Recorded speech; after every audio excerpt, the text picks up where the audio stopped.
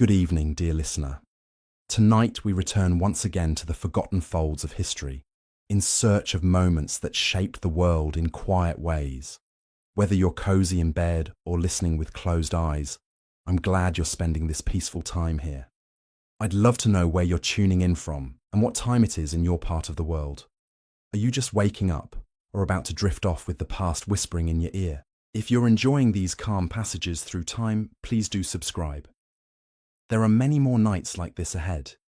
Now, you might be thinking you know about powerful Roman women, maybe Cleopatra or Boudica, but let me tell you something that will blow your mind.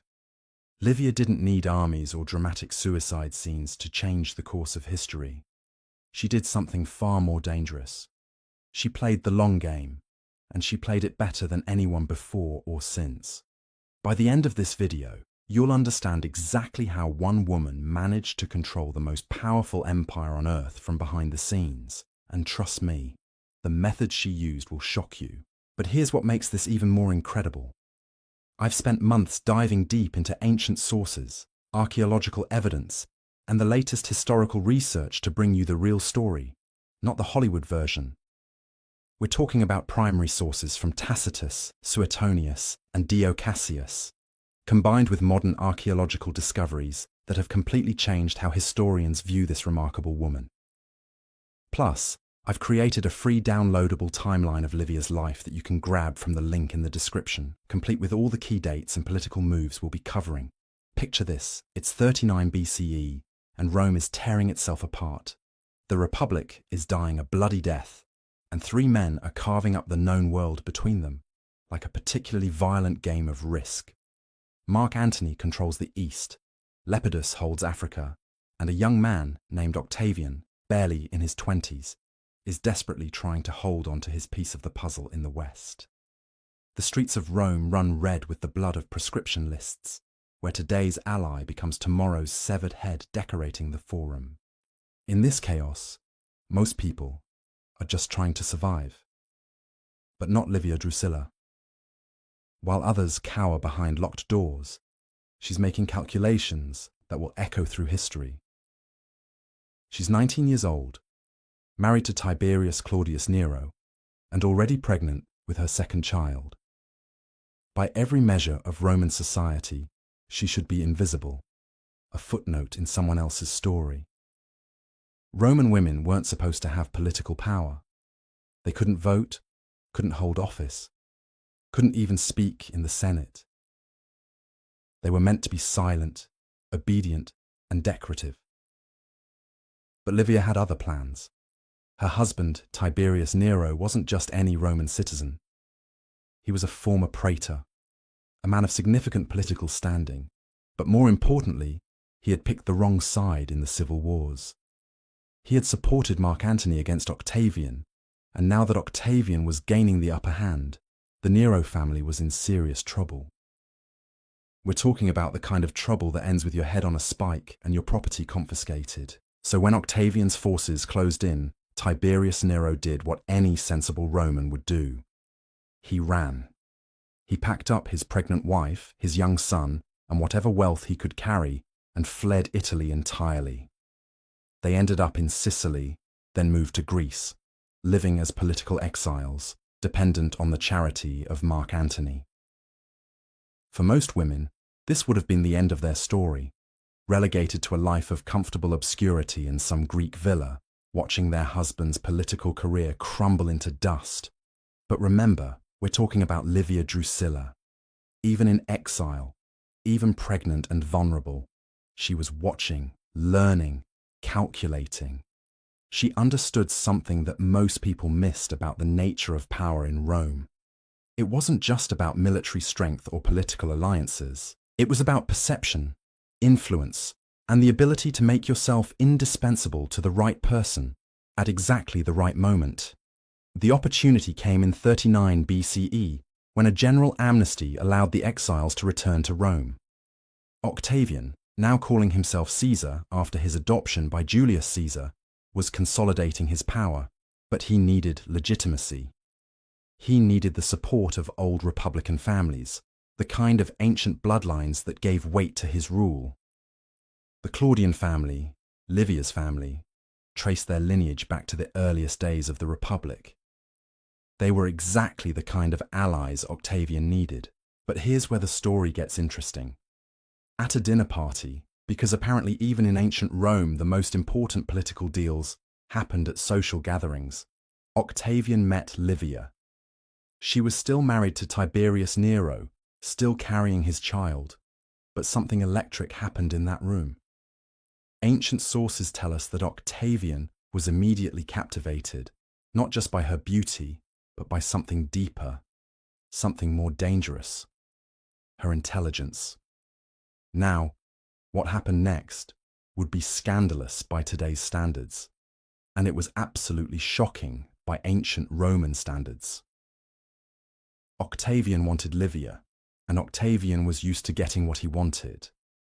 But this wasn't just about desire. This was about politics, power, and the kind of strategic thinking that would define the next 40 years of Roman history. You see, Octavian was already married to Scribonia, a politically advantageous match that had served its purpose. She had given him a daughter, Julia, but the marriage was cold, functional, and ultimately disposable. Scribonia was from an old family, but she lacked something that Octavian desperately needed as he transitioned from warlord to statesman. She lacked the kind of political acumen that could help him navigate the treacherous waters of Roman high society. Livia was different. Even in their first meeting, she demonstrated the kind of quick wit and political understanding that impressed the future emperor.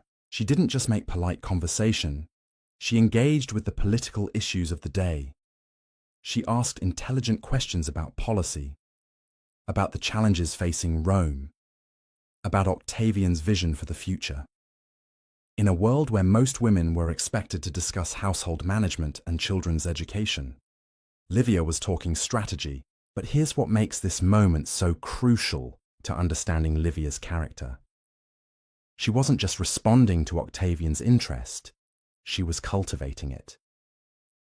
Every ancient source that mentions this first meeting emphasizes her composure, her dignity, her ability to be both alluring and untouchable. This wasn't a woman being swept off her feet by a powerful man. This was a master manipulator recognizing the opportunity of a lifetime and seizing it with both hands. The logistics of what happened next tell us everything we need to know about Livia's political instincts. Octavian divorced Scribonia on the very day she gave birth to Julia. The timing wasn't accidental, it was calculated to send a message. He was cutting ties with the old political order and embracing something new, something represented by his connection to Livia. But Livia was still married, still pregnant with another man's child. In any normal circumstances, this would have been an insurmountable obstacle. Roman law was clear about marriage, divorce, and the legitimacy of children. But these weren't normal circumstances, and Livia wasn't dealing with normal people. She was dealing with the most powerful man in Rome, a man who was rewriting the rules as he went along. What happened next was a masterclass in political theatre. Tiberius Nero, Livia's husband, agreed to divorce her so she could marry Octavian. On the surface, this looks like a man being bullied into submission by a more powerful rival. But dig deeper, and you'll see Livia's hand in the negotiations. Tiberius Nero didn't just agree to the divorce, he actively participated in the wedding ceremony, giving Livia away as if she were his daughter rather than his former wife. This wasn't humiliation, this was political genius. By participating in the ceremony, Tiberius Nero was signaling to all of Rome that this wasn't a case of a powerful man stealing another man's wife. This was a voluntary political alliance, sanctioned by all parties involved. It legitimized what could have been seen as scandalous behavior and transformed it into statesmanship. And Livia, barely 20 years old, pregnant with her second child, managed to orchestrate her own transition from political exile to the most powerful woman in Rome in less than a year. She didn't just survive the chaos of the late Republic, she thrived in it. Turning took place in 38 BCE, and it every potential disaster into an opportunity for advancement. The wedding was unlike anything Rome had ever seen. Livia was visibly pregnant with Tiberius Nero's child, a fact that should have made the marriage impossible under traditional Roman customs. But Octavian had the College of Pontiffs, Rome's religious authorities, issue a special ruling that the marriage was acceptable because the gods had given their approval through favorable omens. Think about the audacity of that move. Octavian was essentially having the religious establishment rewrite the rules of marriage to accommodate his political needs. But more importantly, think about Livia's role in making this happen.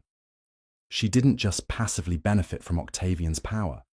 She actively participated in creating the religious and legal framework that would allow their union to be seen as legitimate rather than scandalous. 3 months after the wedding, Livia gave birth to her second son, Drusilla. By law, the child belonged to her former husband, Tiberius Nero, but by politics and proximity, he became part of Octavian's extended family. This created a unique situation where Livia's children from her first marriage became stepsons to the most powerful man in Rome, instantly elevating their prospects and creating a complex web of loyalties that would define imperial politics for decades to come. But here's where we start to see the true scope of Livia's long-term thinking. She didn't just marry Octavian for immediate protection or advancement. She married him with a plan that would unfold over the next 40 years. A plan that would see her sons positioned as potential heirs to imperial power, even though they had no blood relationship to the Julian line. From the very beginning of her marriage to Octavian, Livia understood that her primary challenge wouldn't be winning his love or even his respect. It would be positioning herself and her family for the succession crisis that was inevitable in a system where power was personal rather than institutional. The Roman Republic was dead, everyone knew it, but what would replace it was still being determined. Livia intended to make sure that whatever came next would benefit the Claudian line, her line. This is where Livia's story becomes not just fascinating, but genuinely revolutionary. She wasn't content to be the emperor's wife, a ceremonial figure who attended state functions and managed household affairs. She wanted to be the emperor's partner, his political equal, his co-ruler in everything but name. And incredibly, she succeeded. Within 5 years of their marriage, sources tell us that Octavian was consulting Livia on major political decisions. She had her own correspondence with foreign dignitaries, her own network of informants throughout the empire, her own political agenda that she pursued with methodical precision. Roman senators who wanted access to Octavian quickly learned that the path to his ear often ran through Livia's reception rooms. But this wasn't just about influence, it was about intelligence. Livia had something that Octavian desperately needed as he transformed himself from military commander to political leader. She understood the social dynamics of Roman high society in a way that he, focused on military campaigns and political alliances, simply didn't. She could read the subtle signals that indicated shifting loyalties, identify potential threats before they became dangerous, and cultivate relationships that would be crucial for long-term stability. More importantly, she had a quality that was absolutely essential in the snake pit of Roman politics: patience. While Octavian was known for his quick temper and impulsive decisions, especially in his younger years, Livia was calculating every move with the precision of a chess grandmaster thinking 10 moves ahead. This partnership became even more critical as Octavian began his transformation into Augustus, the first Roman emperor. The title itself was a masterpiece of political theatre, suggesting reverence and respect rather than the naked power that the word king would have implied. But behind this careful rebranding was a woman who understood better than anyone that perception was everything in Roman politics. Livia didn't just support Augustus's transformation, she helped architect it. When foreign delegations came to Rome, they found themselves dealing not just with the emperor, but with an empress who could discuss trade routes, military strategy, and diplomatic protocols with equal facility. She became the acceptable face of imperial power for aristocratic women who might have resented taking orders from a former general, but could respect guidance from someone who spoke their language and understood their concerns. But here's where Livia's story takes a darker turn, and where her reputation as the Serpent Empress really begins to take shape, because influence and intelligence were just the foundation of her power. What made her truly dangerous was her willingness to eliminate obstacles that stood in the way of her family's advancement. The first hint of this came with the mysterious deaths that began to plague the Julian family line. Augustus had no sons with Livia, despite decades of marriage. This created a succession crisis that would define the rest of their reign together. Augustus had only one child, his daughter Julia from his first marriage, and Roman law was clear that women couldn't inherit imperial power directly. The succession would have to pass through the male line, which meant Julia's sons or Augustus's adopted heirs. Now, Augustus began adopting potential successors with the methodical approach of someone building a dynasty. First came Marcellus, his nephew, who married Julia and seemed destined for greatness.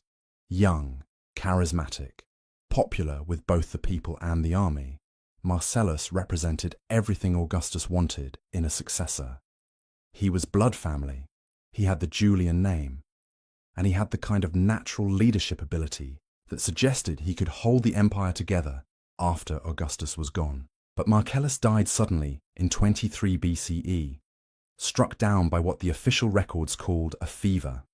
He was barely 20 years old, in perfect health, surrounded by the best physicians in the empire.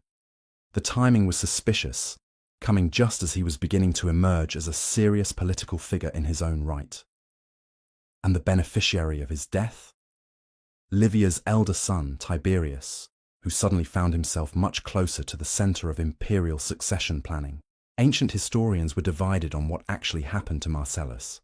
Some accepted the official explanation of natural causes. Others whispered about poison, about mysterious illnesses that struck down healthy young men who stood in the way of Claudian ambition. But what's undeniable is that Livia's reaction to Marcellus's death was not grief, but opportunity. Within months, she was actively promoting Tiberius as a potential heir, highlighting his military experience and his political acumen. Augustus, devastated by the loss of his chosen successor, eventually adopted his grandsons Gaius and Lucius Caesar, Julia's sons from her second marriage to Marcus Agrippa. These boys represented the direct Julian bloodline, the genetic continuation of Caesar's legacy. They were young, but they had time to grow into their roles, and Augustus clearly intended them to be his ultimate successors. But Livia was playing a different game entirely. While Augustus focused on blood relationships and legal adoption, she was building a network of loyalty that extended throughout the imperial administration. She cultivated relationships with key senators, with provincial governors, with military commanders who would be crucial in any succession crisis. She made herself indispensable, not just to Augustus, but to the entire imperial system. More critically, she began positioning her sons not as rivals to the Julian heirs, but as their mentors and protectors. Tiberius became a military commander of extraordinary skill, winning victories in Germany and Pannonia that enhanced his reputation throughout the empire. Drusus, her younger son, became equally renowned for his campaigns across the Rhine. Both men were seen as loyal servants of Augustus, devoted stepsons who would naturally support the Julian succession. But then something interesting happened. Gaius and Lucius Caesar, the golden boys of the Julian line, began experiencing a series of unfortunate accidents. Gaius died in Armenia in 4 CE, officially from wounds received in battle, but under circumstances that raised eyebrows among those who knew imperial politics. Lucius died 2 years earlier in Massilia, again officially from natural causes, but again under circumstances that seemed remarkably convenient for Claudian ambition. By this point, the pattern was becoming impossible to ignore. Every potential Julian heir was meeting an untimely end, and every death moved Livia's sons closer to ultimate power. The whispers that had started with Marcellus's death became open speculation among Rome's political class. Was this just an incredible run of bad luck for the Julian family? Or was someone systematically eliminating the competition? What made these suspicions even more compelling was Livia's behavior during each crisis. While Augustus mourned his losses, she provided comfort, support, and practical advice about moving forward. She never seemed surprised by these deaths, never appeared caught off guard by the need to find new succession plans. Instead, she consistently presented herself as the voice of reason, the steady hand that could guide Augustus through his grief and help him make the difficult decisions necessary for the empire's future. And her suggestions were always the same. Tiberius was ready, experienced, loyal, and devoted to Augustus's vision. He had proven himself in battle, in administration, in the complex art of imperial politics. He wasn't seeking power for himself, she would argue. He was simply the most qualified candidate available in increasingly desperate circumstances. The final piece of the puzzle came with the fate of Agrippa Posthumus, Augustus's last surviving grandson. Born after his father, Marcus Agrippa's death, Posthumus was the final direct male heir of the Julian bloodline.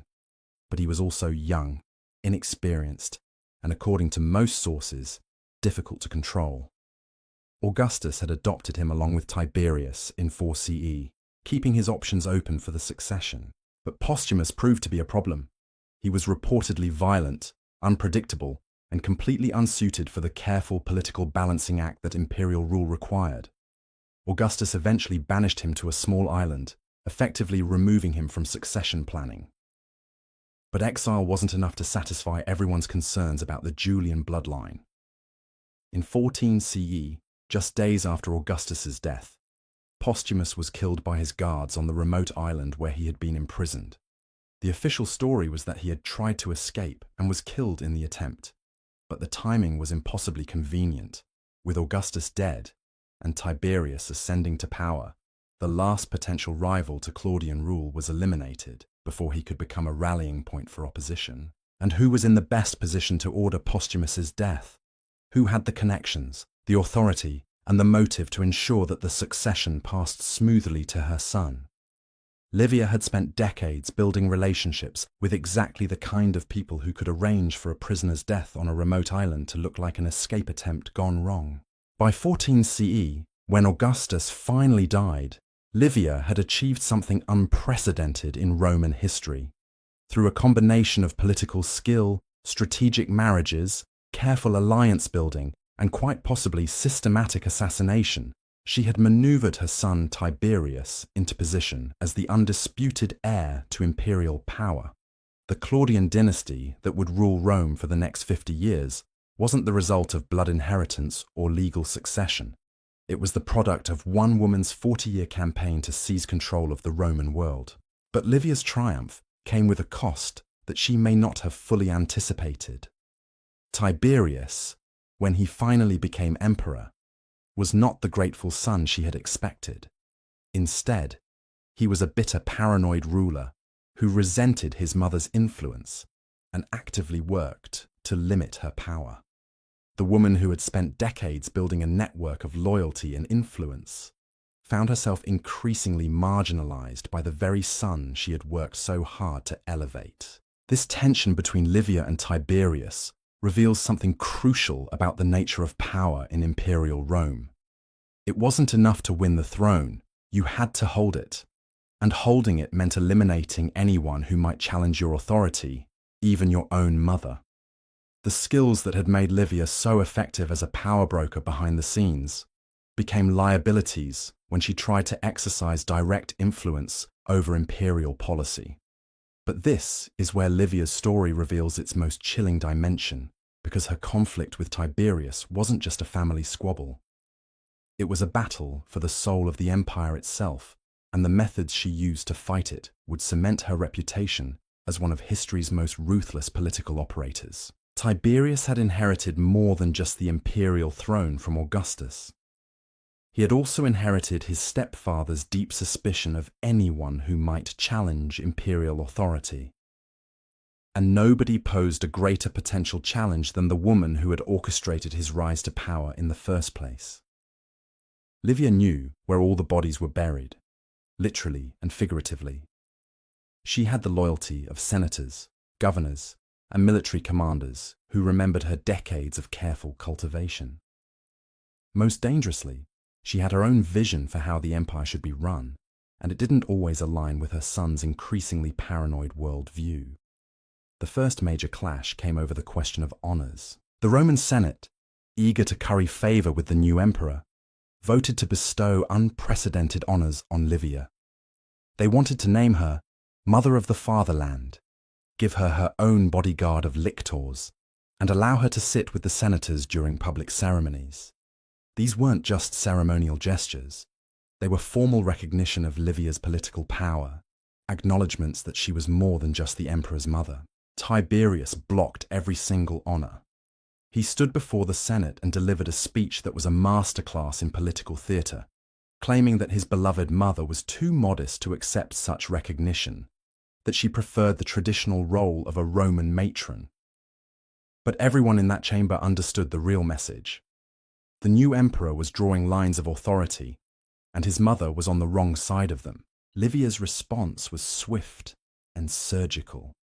She began holding her own informal court at her house on the Palatine Hill, receiving foreign ambassadors, meeting with senators, conducting the kind of business that had always been her specialty. She wasn't openly defying Tiberius. She was simply continuing to operate as she always had, as if his restrictions didn't apply to her.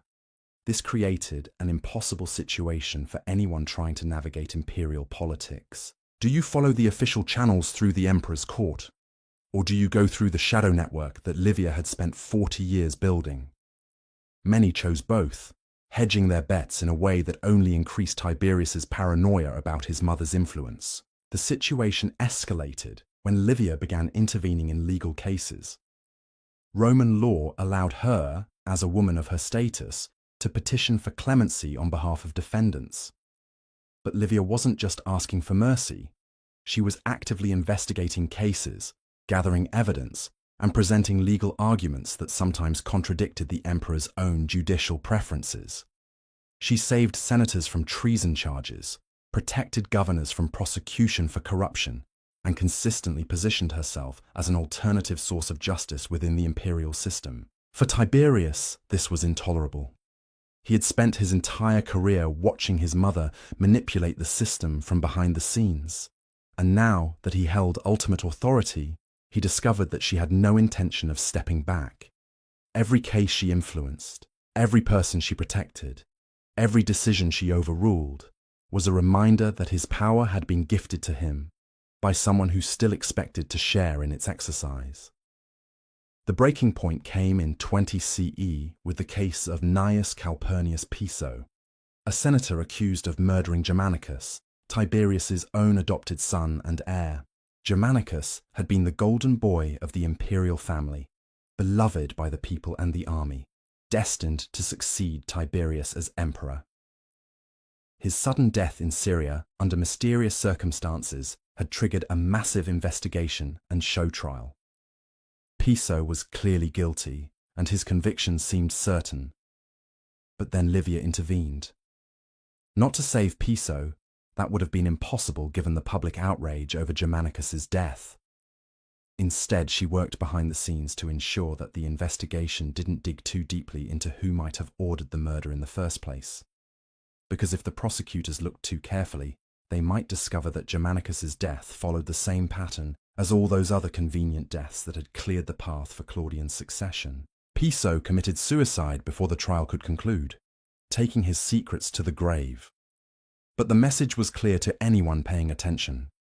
Livia was still operating her network, still protecting her interests, still capable of influencing events even when they directly contradicted her son's wishes.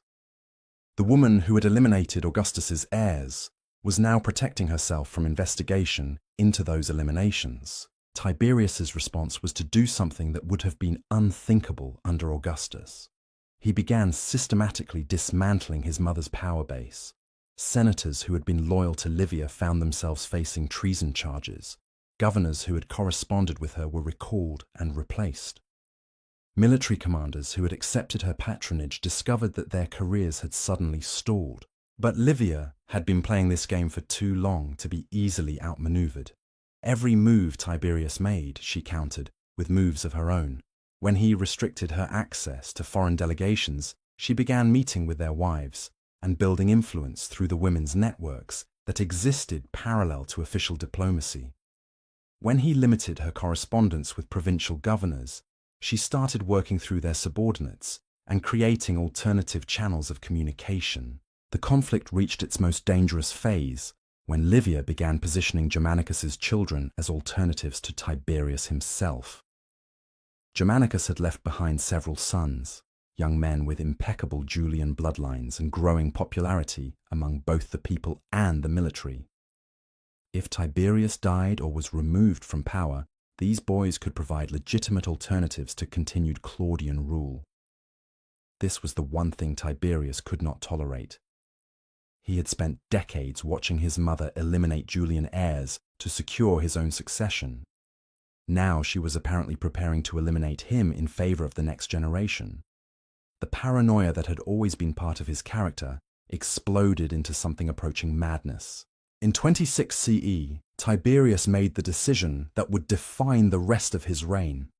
He left Rome entirely, retiring to the island of Capri and governing the empire through written correspondence. Officially, this was a retreat from the pressures of imperial administration. Unofficially, it was an escape from his mother's influence. On Capri, surrounded by a small circle of loyal advisors, Tiberius could exercise power without worrying about Livia's shadow network undermining his authority. But even physical distance couldn't fully contain Livia's influence. She remained in Rome, holding court, receiving visitors, and maintaining the relationships that had always been the foundation of her power. Foreign kings still sought her favor. Senators still consulted her on important matters. The city's wealthy women still looked to her for social leadership. In many ways, she had become more powerful in Tiberius's absence than she had been when he was present to check her authority. This created a bizarre situation where the Roman Empire effectively had two centers of power: the emperor on his island retreat and his mother in the capital city. Ambitious politicians learned to navigate both courts, sending one set of messages to Capri and another to the Palatine Hill. The system worked, after a fashion, but it was inherently unstable and dependent on the continued restraint of two people who had every reason to destroy each other. The final act in their conflict began in 29 CE, when Livia, now in her 80s, started showing signs of serious illness. For most people, this would have been a time for reconciliation, a chance to heal old wounds before it was too late. But Livia and Tiberius were not most people. They were two of the most ruthless political operators in Roman history, and neither was prepared to show weakness, even in the face of death. Tiberius refused to return to Rome to see his dying mother. He claimed that imperial business kept him on Capri, but everyone understood the real reason. He was afraid that visiting her deathbed would be seen as a sign of reconciliation, a suggestion that he accepted her continuing influence over imperial affairs. Even more dangerous, he worried that she might use their final meeting to extract promises about the succession, binding him to support candidates she favored over his own choices. Livia's response was characteristically brilliant and utterly ruthless. She began meeting with anyone who would listen, telling them exactly what she thought about her son's character, his fitness for rule, and his treatment of his own family. These weren't private complaints shared with close confidants. These were calculated political statements designed to damage Tiberius's reputation and legitimacy. She told senators that Tiberius had always been jealous of more capable leaders, starting with his stepfather Augustus. She suggested that his retreat to Capri wasn't strategic but cowardly, the act of a man who couldn't handle the pressures of leadership. Most damaging, she began hinting that she knew things about how various members of the imperial family had died, and that she was considering sharing that information with people who might find it interesting. These weren't idle threats. Livia had spent 40 years accumulating secrets, and she had the documentation to prove her claims. Letters, financial records, correspondence with the kind of people who arranged convenient accidents for inconvenient heirs. If she decided to reveal what she knew about the systematic elimination of the Julian bloodline, it could destroy not just Tiberius's reputation, but the entire legitimacy of Claudian rule. Tiberius found himself in an impossible position. He couldn't return to Rome without appearing to submit to his mother's authority, but he couldn't ignore her threats without risking the exposure of secrets that could topple his regime. The solution he chose reveals everything we need to know about both his character and the nature of imperial power. In August of 29 CE, Livia Drusilla died in her sleep at the age of 86. The official cause was natural causes, the inevitable result of advanced age and declining health. But the timing was remarkably convenient for an emperor who had been desperately searching for a way to silence his mother without appearing to murder her. Tiberius's reaction to her death was telling. He didn't return to Rome for her funeral. He didn't deliver a eulogy celebrating her contributions to the empire. He didn't even allow the Senate to vote her the divine honors that were customary for deceased members of the imperial family. Instead, he issued a brief statement expressing appropriate grief, and immediately moved to dismantle every institution she had built. Her correspondence was seized and destroyed. Her household staff was dismissed or transferred to remote provinces. Her financial accounts were audited and her assets redistributed. Within months of her death, it was as if Livia Drusilla had never existed as a political force. The woman who had shaped 40 years of Roman history was erased from the official record, with the same methodical precision she had once used to eliminate her enemies. But Tiberius's victory came at a cost that he may not have fully understood. In destroying his mother's network, he had eliminated one of the most effective intelligence and administration systems the empire had ever seen. Livia's people hadn't just been loyal to her personally, they had been competent administrators, skilled diplomats, and effective problem solvers. Their removal created a vacuum that was never adequately filled. More importantly, Tiberius had demonstrated that imperial power was ultimately personal and arbitrary. If the emperor could eliminate his own mother when she became inconvenient, what protection did anyone else have? The paranoia and fear that would characterize the rest of his reign wasn't just a product of his personality, it was a rational response to the precedent he had established. The irony is that in trying to escape his mother's influence, Tiberius had become exactly the kind of ruler she had always feared he might be. Isolated, suspicious, dependent on a small circle of advisors who told him what he wanted to hear rather than what he needed to know. The skills that had made him an effective military commander and competent administrator proved inadequate for the complex political balancing act that successful imperial rule required. By 37 CE, when Tiberius finally died, also under mysterious circumstances that suggested poison, the Claudian dynasty that Livia had worked so hard to establish was already showing signs of the instability that would eventually destroy it. Her great-grandson Caligula, who succeeded Tiberius, proved to be exactly the kind of unstable ruler that the imperial system was designed to prevent. But perhaps that was always inevitable. The methods Livia had used to secure power for her family, the systematic elimination of alternatives, the cultivation of fear and paranoia as tools of control, these approaches created a political culture where violence was always just beneath the surface. The empire she had helped create was built on foundations of murder and manipulation that made long-term stability impossible. Yet for all her ruthlessness, for all the blood on her hands, Livia Drusilla had achieved something genuinely remarkable. She had taken a political system designed to exclude women from power and bent it to her will through sheer force of intelligence and determination. She had outlived and outmaneuvered some of the most capable political operators in Roman history. She had created a dynasty that would rule the known world for half a century. The question that haunted her contemporaries, and should haunt us, is whether that achievement was worth the price in human lives it required. Because make no mistake, Livia's success was built on a foundation of corpses, the bodies of everyone who had stood between her family and ultimate power, the young men who had died of convenient illnesses, the political rivals who had suffered fatal accidents, the inconvenient witnesses who had committed suicide at exactly the right moment. And here's what makes Livia's story even more chilling.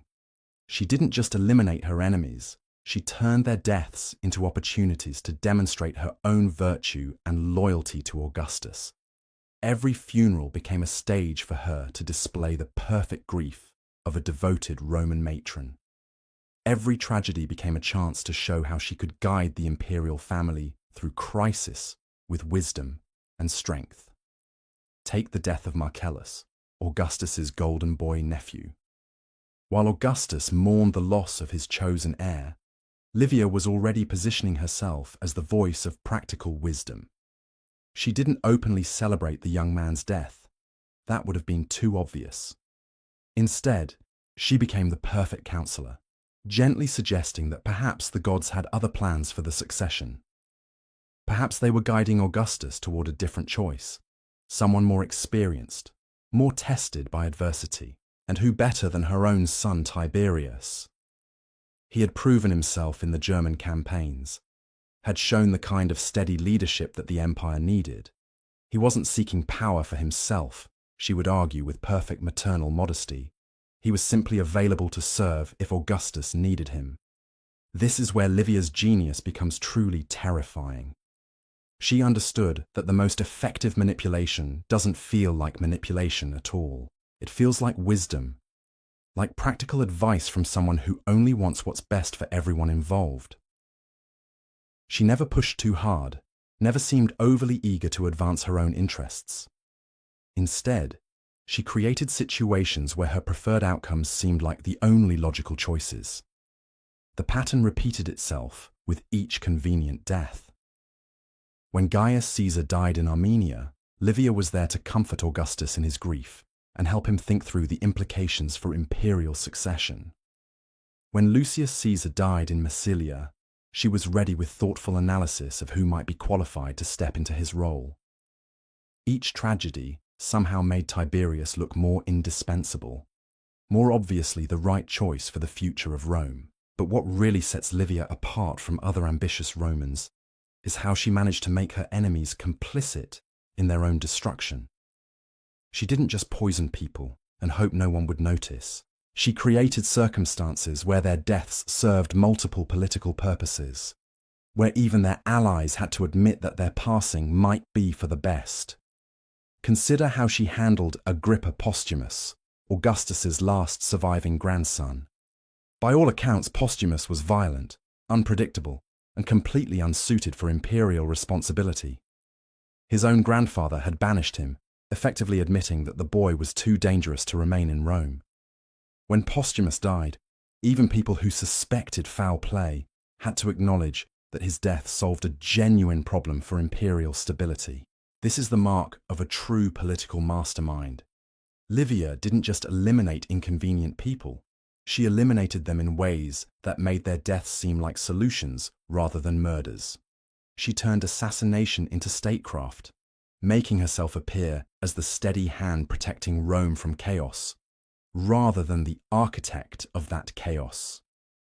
The most chilling example of this came with her treatment of Julia, Augustus's only child, and the mother of his potential heirs.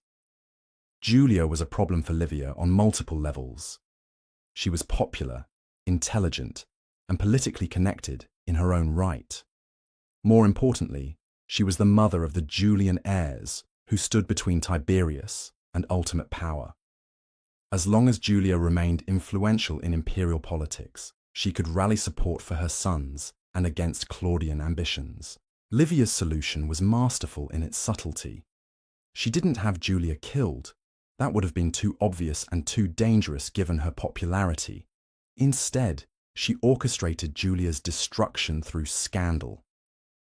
Roman society was obsessed with female virtue, particularly the virtue of women in the imperial family. A woman's reputation was fragile and once damaged, nearly impossible to repair. Julia was undoubtedly having affairs. This was common knowledge among the Roman elite. But affairs were typically overlooked as long as they remained discreet and didn't threaten political stability. What changed was how information about Julia's relationships began reaching Augustus. Suddenly, detailed reports of her activities were appearing on his desk, complete with dates, locations, and witness testimony. The sources of these reports were never clearly identified, but they all seemed to come through channels that Livia controlled: servants who owed their positions to her patronage, social contacts who sought her favor, military officers who had served under Tiberius and remained loyal to the Claudian family. A network of informants that could monitor Julia's every move and report back with the kind of detailed intelligence that no private individual should have been able to gather. Augustus was devastated when he finally confronted the evidence of his daughter's behavior. This wasn't just about personal betrayal, it was about political survival. The imperial family's reputation for virtue was crucial to their legitimacy. If Julia's scandals became public, they could undermine the entire Augustan settlement and provide ammunition for political enemies. His response was swift and brutal. Julia was exiled to a tiny island, cut off from all political contact, forbidden from receiving visitors except under strict supervision. Her mother Scribonia chose to accompany her into exile, a gesture of loyalty that effectively removed another potential source of opposition to Claudian interests. In one perfectly orchestrated scandal, Livia had eliminated both Augustus's daughter and his first wife from imperial politics. But the real genius of this operation was how it positioned Livia herself. While Julia was being destroyed for her supposed moral failings, Livia appeared as the perfect contrast. She was faithful, discreet, supportive of her husband's decisions, even when they caused him pain. She became the acceptable face of imperial womanhood, the standard by which all other women in the imperial family would be measured. The lesson wasn't lost on anyone paying attention. Cross Livia, and you might find your private life becoming uncomfortably public. Support her interests and enjoy the protection of someone who clearly knew how to destroy enemies while keeping her own hands clean. This wasn't just political maneuvering. It was psychological warfare conducted with surgical precision. And the most terrifying aspect of all this is how Livia managed to maintain her reputation for virtue throughout decades of systematic elimination. She attended every funeral, mourned every death, supported every grieving family member with exactly the right combination of sympathy and strength. She became known as the perfect Roman matron, devoted to her family, loyal to her husband, wise in her counsel. The people who suspected her true nature were either too afraid to speak or too implicated in her activities to risk exposure. The senators who had benefited from her patronage couldn't criticize her methods without admitting their own complicity. The military commanders who owed their positions to her influence had every reason to support the official versions of convenient deaths.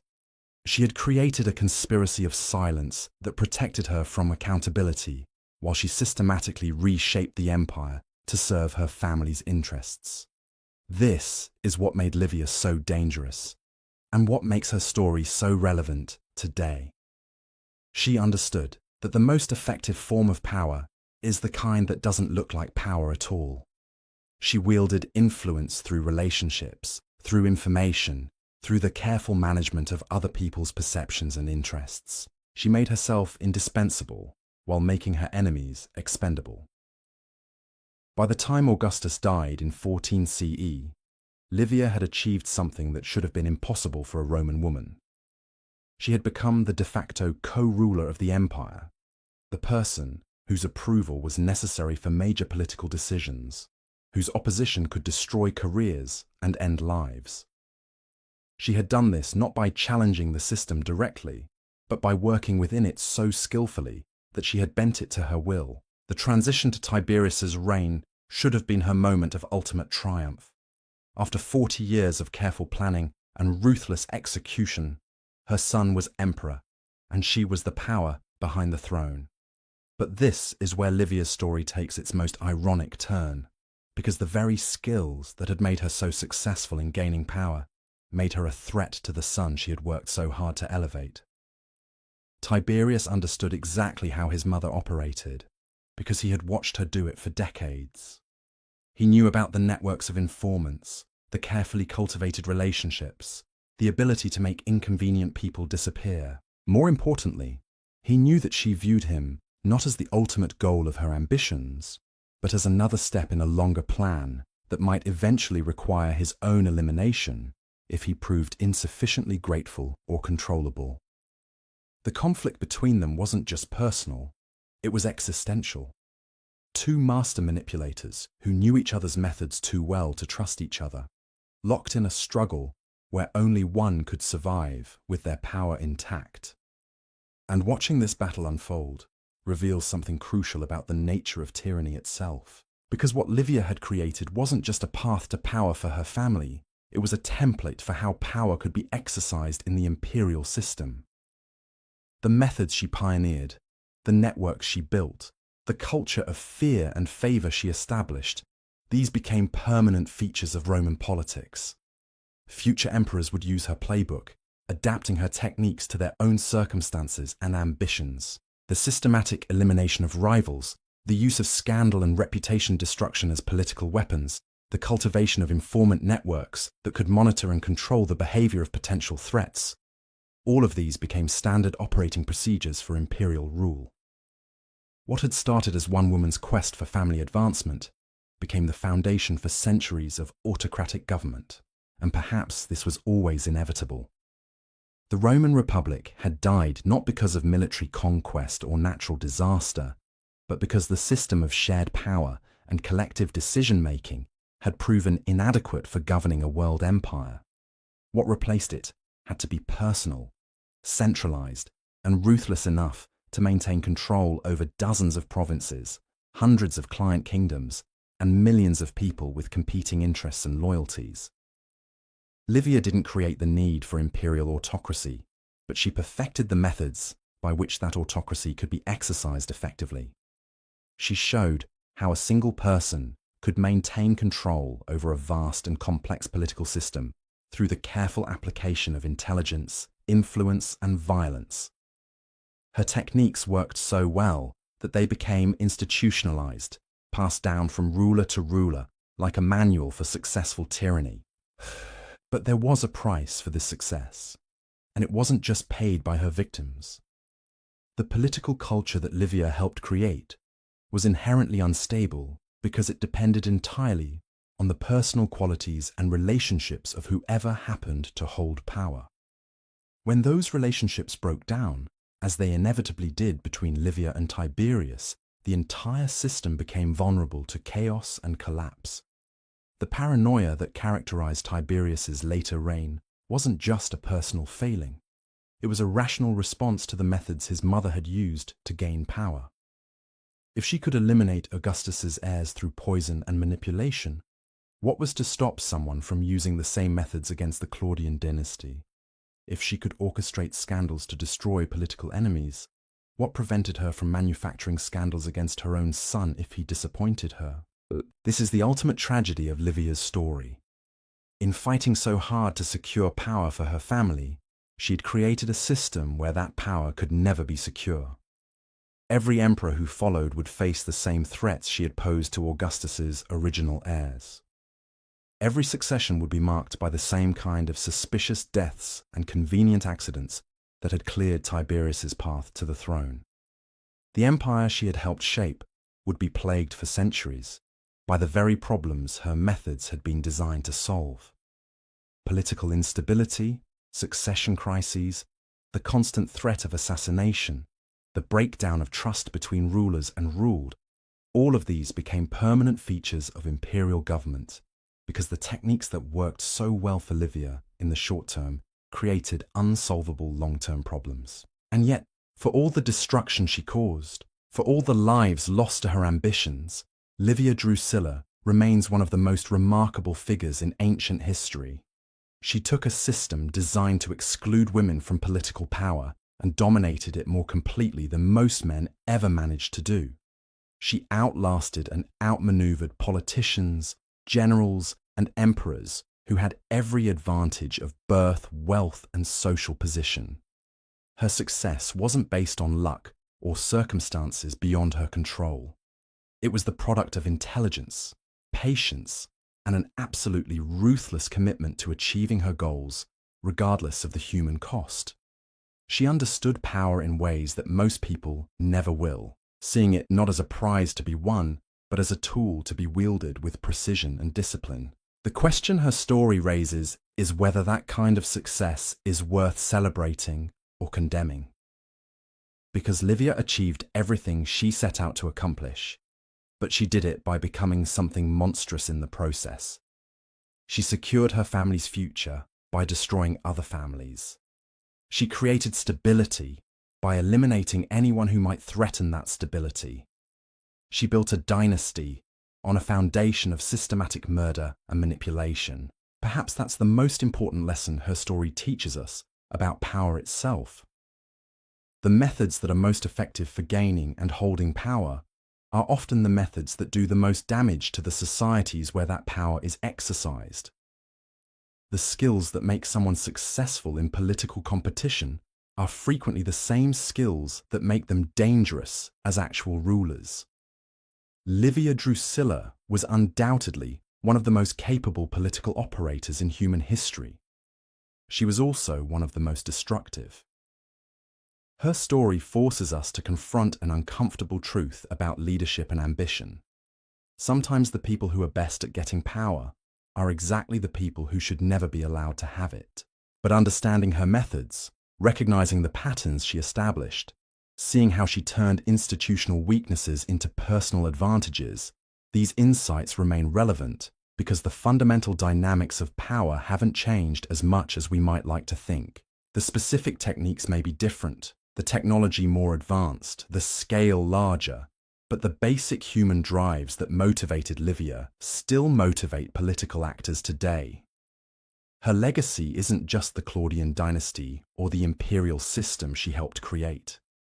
It's the demonstration that with enough intelligence, patience, and ruthlessness, it's possible to reshape entire civilizations to serve personal ambitions. That's a lesson that's both inspiring and terrifying, depending on whether you're the one wielding the power or living under it. And as Tiberius discovered when he finally tried to break free from his mother's influence, some victories come at such a high price that they destroy the very thing you were fighting to protect. The empire that Livia had secured for her family became a prison for the son she had elevated to rule it, a system so dependent on fear and manipulation that it couldn't function any other way. This is where her story becomes not just historical narrative, but genuine tragedy. Because Livia succeeded in everything she attempted, and that success ultimately destroyed everything she claimed to value. She won the game of imperial politics so completely that she made it impossible for anyone, including her own family, to enjoy the victory. The reign of Tiberius that followed Livia's death revealed the full scope of what she had accomplished and destroyed. When the emperor finally returned to Rome in 37 CE, after years of self-imposed exile on Capri, he found a capital that barely recognized him. The networks of loyalty and information that had once flowed through his mother's house had withered and died.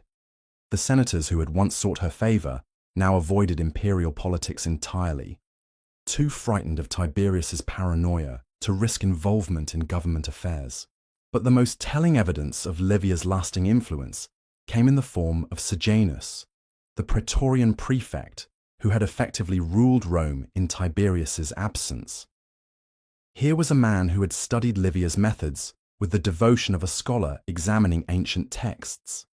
He understood that real power came not from holding official titles, but from controlling information and access to the person who did hold those titles.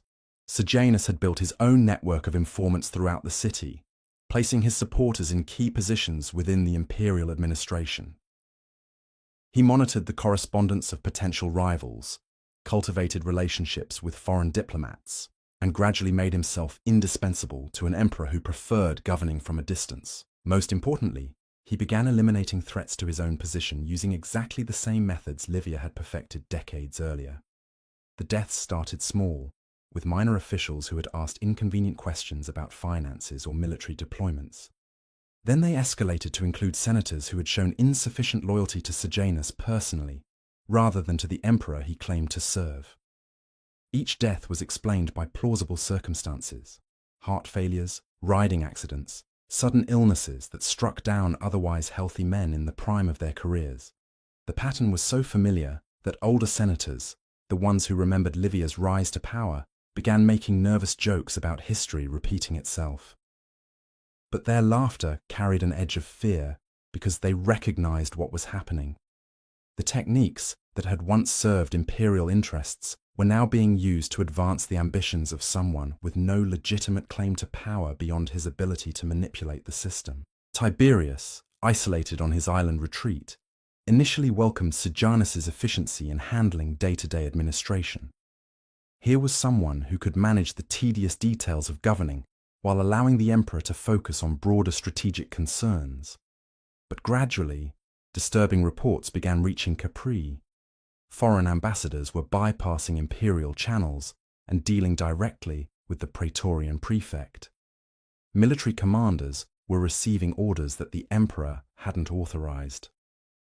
Most alarmingly, senators were beginning to show Sejanus the kind of deference that should have been reserved for the emperor himself. The crisis came to a head in 31 CE, when Tiberius finally realized that Sejanus wasn't just managing imperial business, he was preparing to replace the emperor entirely. The Praetorian prefect had arranged marriages that would connect him to the imperial family, eliminated potential rivals who might oppose his elevation, and cultivated the support of key military units stationed near Rome. He was following Livia's playbook so precisely that Tiberius could predict exactly what would happen next. The emperor's response revealed how much he had learned from watching his mother operate for 4 decades.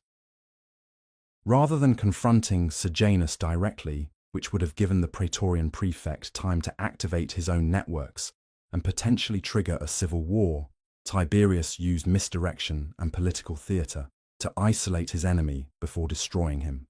He sent a letter to the Senate that appeared to be granting Sejanus additional honours and responsibilities. The senators, eager to curry favour with someone they believed was ascending to even greater power, gathered in the temple of Apollo to hear what they expected would be a celebration of the Praetorian prefect's achievements. Instead, they found themselves listening to a document that systematically dismantled Sejanus's reputation and accused him of treason against the imperial family. The speed with which Sejanus's support collapsed revealed something crucial about the nature of power in imperial Rome.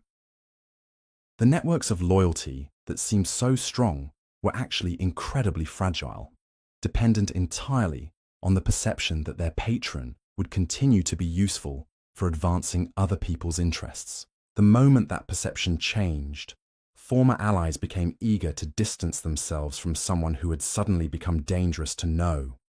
Sejanus was executed the same day, along with his children and most prominent supporters.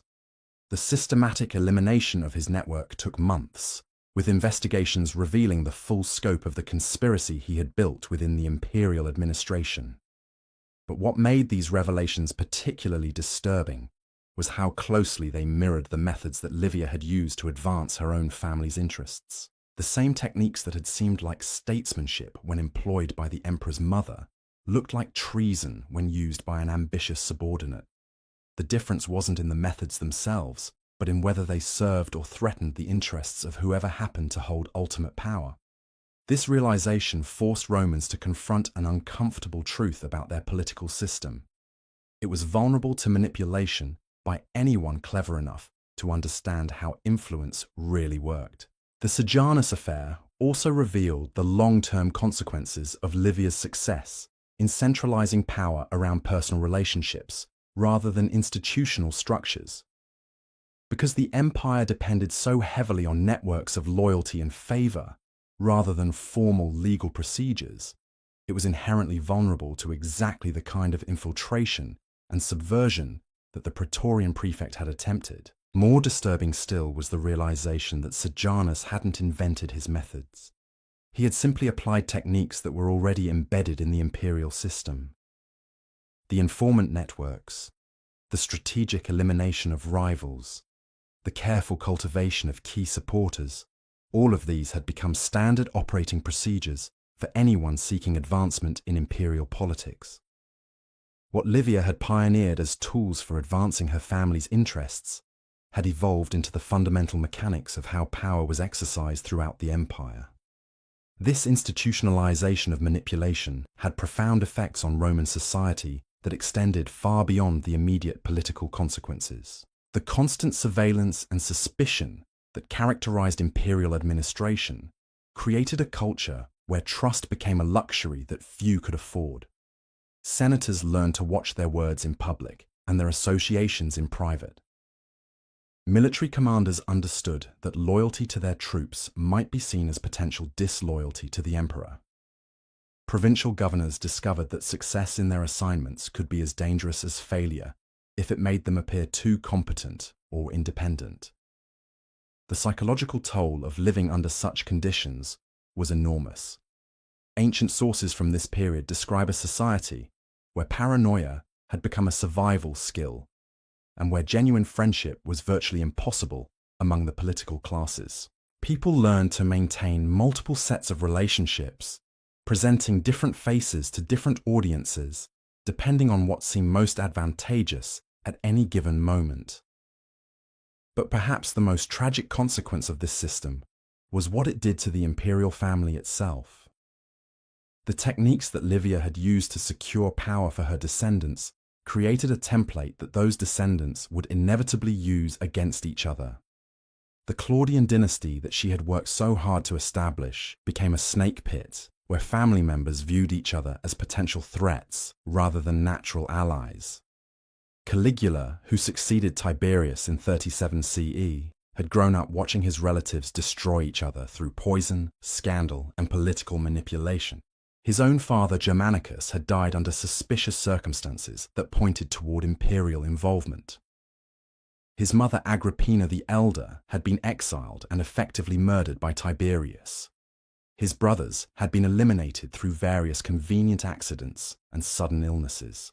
By the time Caligula became emperor, he had learned that family loyalty was a weakness that could be exploited by enemies, and that the only way to maintain power was to eliminate potential rivals before they could eliminate you.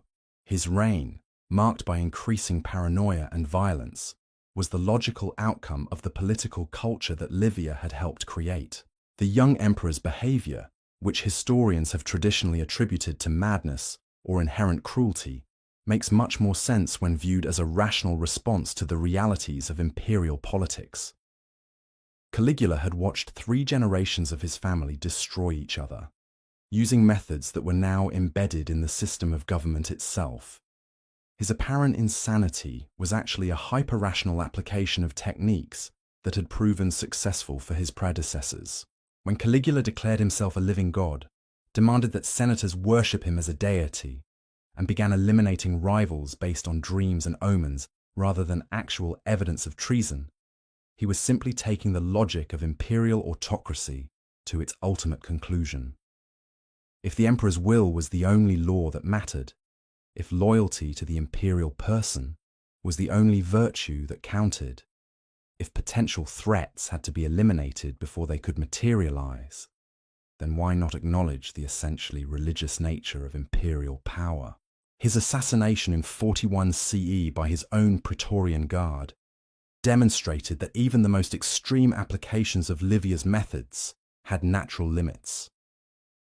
But the fact that he was replaced by his uncle Claudius, another member of the dynasty she had established, showed that her fundamental achievement remained intact.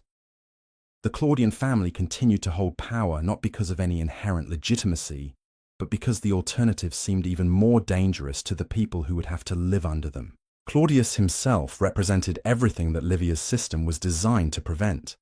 He was physically disabled, considered intellectually inferior by most of his contemporaries, and had spent decades being dismissed as irrelevant to serious political affairs. Under the old Republican system, he would never have been considered for high office. But in the imperial system that his grandmother had helped create, his very weakness made him an acceptable choice for people who were terrified of another strong emperor who might turn Caligula's methods against them. The irony was profound. The woman who had eliminated Augustus's heirs because they might have proven too independent or capable had created a system where incompetence became a qualification for leadership. The empire that had once been governed by some of the most capable administrators and military commanders in human history was now being ruled by someone whose primary qualification was that he seemed unlikely to be effective enough to pose a serious threat to anyone. But Claudius surprised everyone, including probably himself, by proving to be a remarkably capable emperor. His supposed intellectual limitations turned out to be careful political camouflage that had allowed him to survive decades of imperial family purges by appearing too harmless to eliminate. His physical disabilities, rather than making him weak, had forced him to develop exactly the kind of careful analytical skills that effective governance required. More importantly, Claudius understood the system he had inherited better than any of his predecessors because he had observed it from the outside for so long. He had watched Livia build her networks, seen Tiberius struggle with the paranoia that imperial power generated, witnessed Caligula's attempt to resolve the contradictions of autocracy through divine monarchy. He knew what worked and what didn't because he had been studying the problem his entire life. His solution was characteristically subtle and effective. Rather than trying to dismantle the networks of influence and information that had become central to imperial government, he institutionalized them. He created formal positions for the people who had previously operated in the shadows, giving them official titles and defined responsibilities. The freedmen, who had served as informal advisors to previous emperors, became secretaries of state with specific portfolios. The informant networks that had operated through personal relationships became intelligence services with bureaucratic structures. This transformation didn't eliminate the fundamental problems of imperial autocracy, but it made them more predictable and manageable. Instead of depending entirely on the personal qualities of whoever happened to be emperor, the system now had institutional mechanisms that could function regardless of whether the ruler was competent or not. It was a brilliant adaptation of Livia's techniques that preserved their effectiveness while reducing their inherent instability. But the most significant aspect of Claudius's reign was how it revealed the true scope of what Livia had accomplished. The governmental structures he created, the administrative procedures he established, the legal precedents he set, all of these built on foundations that she had laid decades earlier. Her influence on imperial politics wasn't just personal or dynastic.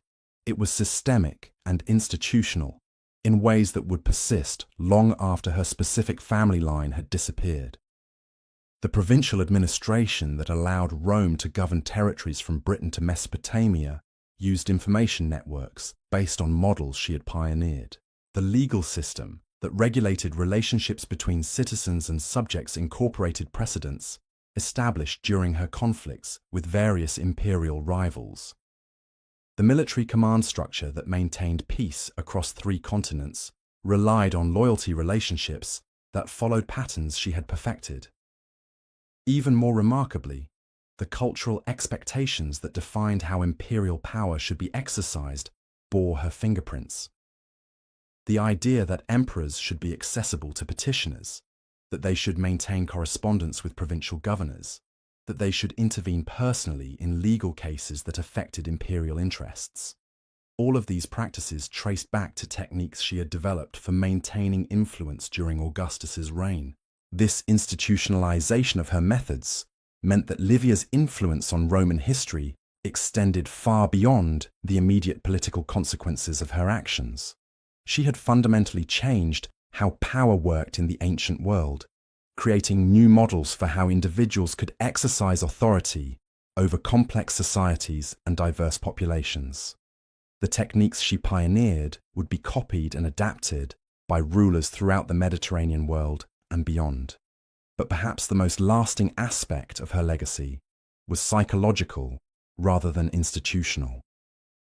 Livia had demonstrated that it was possible for someone who started with relatively few advantages to reshape entire civilizations through the systematic application of intelligence and ruthlessness. She had shown that the formal structures of government mattered less than the informal networks of relationship and influence that actually determined how decisions were made. This lesson wasn't lost on subsequent generations of ambitious individuals who found themselves operating within systems that seemed designed to exclude them from meaningful power. Women in particular began studying her methods, adapting her techniques to their own circumstances and opportunities. The imperial wives who followed her, from Messalina to Agrippina the Younger to Julia Domna, all drew inspiration from her example and applied variations of her strategies to their own quests for influence. But her influence extended beyond gender lines.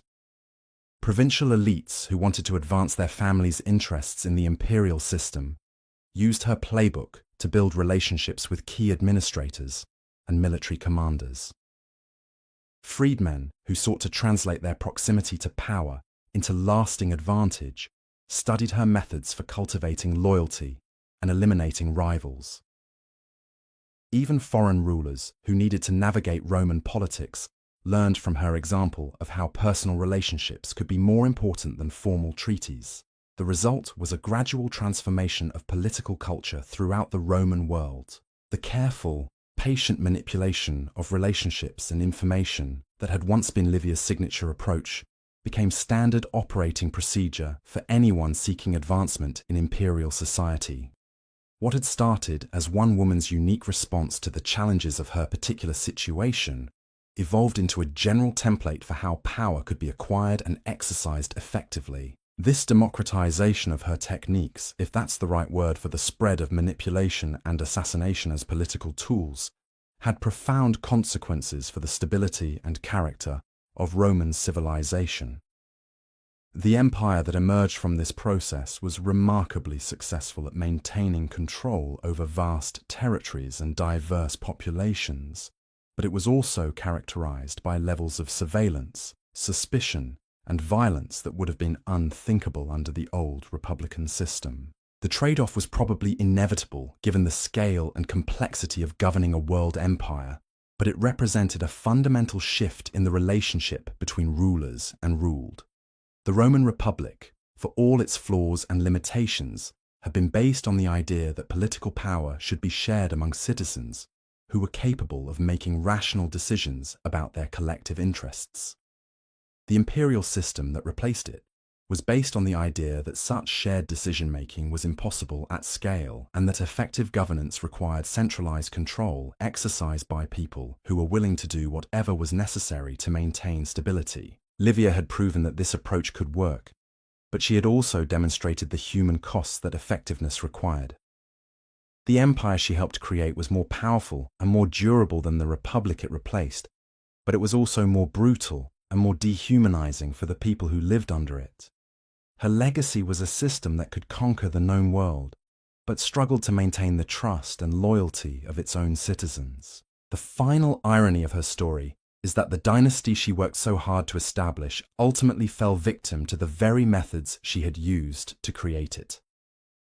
Nero, the last Claudian emperor, was destroyed by the same combination of paranoia and violence that had elevated his family to power in the first place. His suicide in 68 CE marked the end of the line that had begun with her marriage to Augustus 7 decades earlier. But by then, it didn't matter whether the Claudian dynasty survived or not, because the imperial system itself had become larger than any individual family or ruler. The techniques Livia had pioneered had been institutionalized so thoroughly that they continued to function regardless of who happened to be wearing the purple. The empire she had helped shape would endure for another 4 centuries in the West and more than 1,000 years in the East, but it would always bear the marks of the methods she had used to create it. Understanding her story helps us see how individual actions can have consequences that extend far beyond their immediate circumstances. Livia made specific choices in response to particular challenges she faced as a Roman woman in the 1st century BCE. But those choices, and the techniques she developed to implement them, became part of the basic structure of how power was exercised in the ancient world. Her influence on subsequent history wasn't accidental or incidental. It was the direct result of her success in solving problems that other people couldn't solve. She found ways to make the imperial system work effectively, and those ways became permanent features of how that system operated. The fact that her solutions often involved murder and manipulation doesn't change the reality that they were solutions, techniques that achieved their intended purposes and could be replicated by others facing similar challenges. This is what makes her story both fascinating and disturbing. Livia Drusilla was undoubtedly one of the most capable political operators in human history, someone who overcame enormous obstacles through intelligence, patience, and strategic thinking. But she was also someone who left a trail of bodies behind her and created a political culture where violence became a normal tool of governance. The question her legacy poses is whether it's possible to separate effectiveness from morality when evaluating historical figures and their influence. Because by any measure of political success, Livia achieved everything she set out to accomplish, and more. She secured power for her family, created lasting institutions, and fundamentally changed how an entire civilization approached the challenges of governance.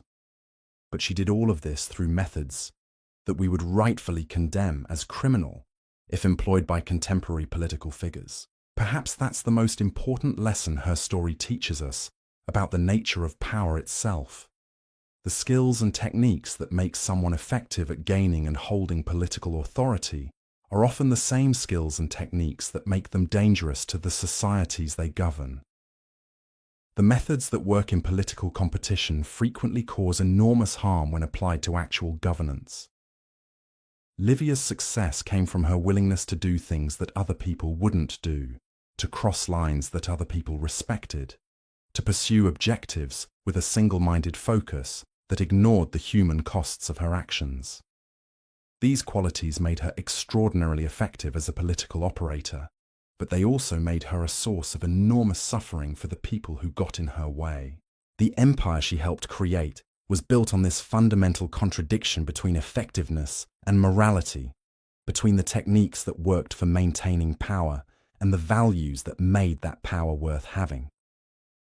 The Roman system that emerged from her influence was remarkably successful at achieving its basic objectives of maintaining order and prosperity across a vast territory. But it was also characterized by levels of cruelty and oppression that ultimately undermined its own legitimacy. This tension between effectiveness and morality wasn't unique to ancient Rome, of course. It's a recurring theme in human history, appearing whenever societies face the choice between accepting flawed but functional leadership and risking chaos in pursuit of more ethical alternatives.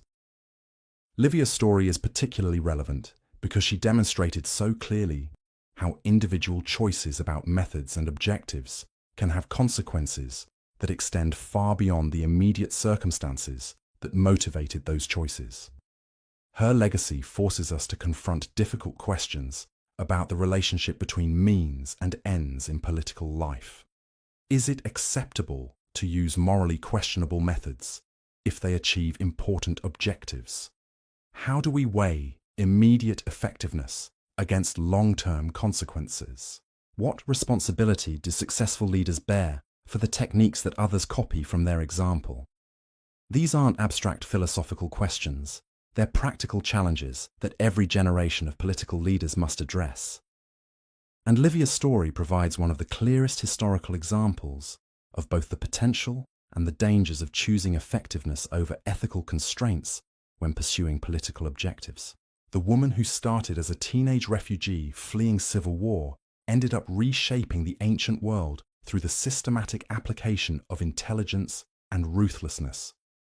Her methods worked so well that they became permanent features of how power was exercised in her society and beyond. But the political culture she helped create ultimately consumed the very dynasty she had worked so hard to establish. That's perhaps the most fitting end to her story. Livia Drusilla succeeded in everything she attempted, but her success created a system where no one, not even her own descendants, could ever be truly safe from the methods she had pioneered.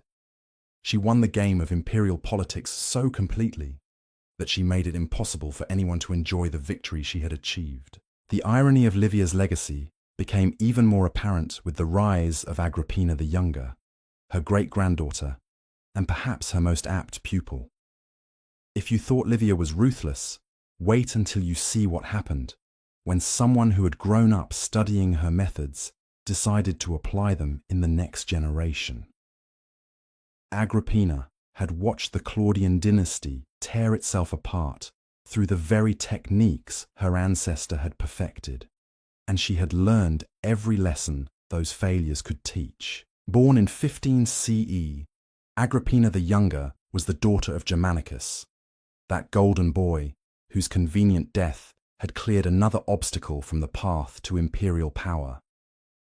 She had lived through Caligula's reign of terror, survived Claudius's attempts at reform, and emerged as one of the most formidable political operators of her generation. But unlike Livia, who had operated in the shadows and maintained the fiction of traditional Roman womanhood, Agrippina was prepared to exercise power openly and directly. Her first major move was classic Livian strategy with a modern twist. When her uncle Claudius needed a new wife after executing his previous Empress Messalina for treason, Agrippina positioned herself as the obvious choice. Never mind that she was his niece, that Roman law traditionally prohibited such marriages, that she was already married to someone else. These were merely obstacles to be overcome through the same combination of legal manipulation and political pressure that had worked so well for her great-grandmother. The marriage took place in 49 CE, and immediately Agrippina began demonstrating that she had learned more than just Livia's techniques. She had also absorbed the lesson that those techniques needed to be updated for changing circumstances. Where Livia had worked through informal networks and personal relationships, Agrippina demanded formal recognition of her authority. She had her image placed on coins alongside the emperor's, received foreign ambassadors in her own right, and attended Senate meetings as if she were a co-ruler rather than just an imperial wife. But the most brilliant aspect of Agrippina's strategy was how she used her son Nero to legitimize her own power. The boy was Claudius's stepson through their marriage, but he was also a direct descendant of Augustus through his father's line. This gave him a stronger claim to imperial succession than Claudius's own biological son Britannicus, who was younger and lacked the same prestigious bloodlines. What followed was a masterclass in applied Livian methodology, updated for the realities of mid-1st century imperial politics. Agrippina began systematically eliminating anyone who might support Britannicus's claim to succession, while simultaneously building a power base for Nero that extended throughout the imperial administration and military command structure. The deaths started with Marcus Junius Silanus, a descendant of Augustus who might have served as an alternative to both Nero and Britannicus. He committed suicide on the day of Agrippina's wedding to Claudius, a timing so convenient that even contemporary sources didn't bother pretending it was coincidental. Then came Appius Silanus, another potential rival, followed by a series of senators and equestrians who had shown insufficient enthusiasm for Nero's advancement. Each death followed the familiar pattern that Livia had established decades earlier: plausible circumstances, official explanations that couldn't quite be disproved, and timing that served Agrippina's interests perfectly.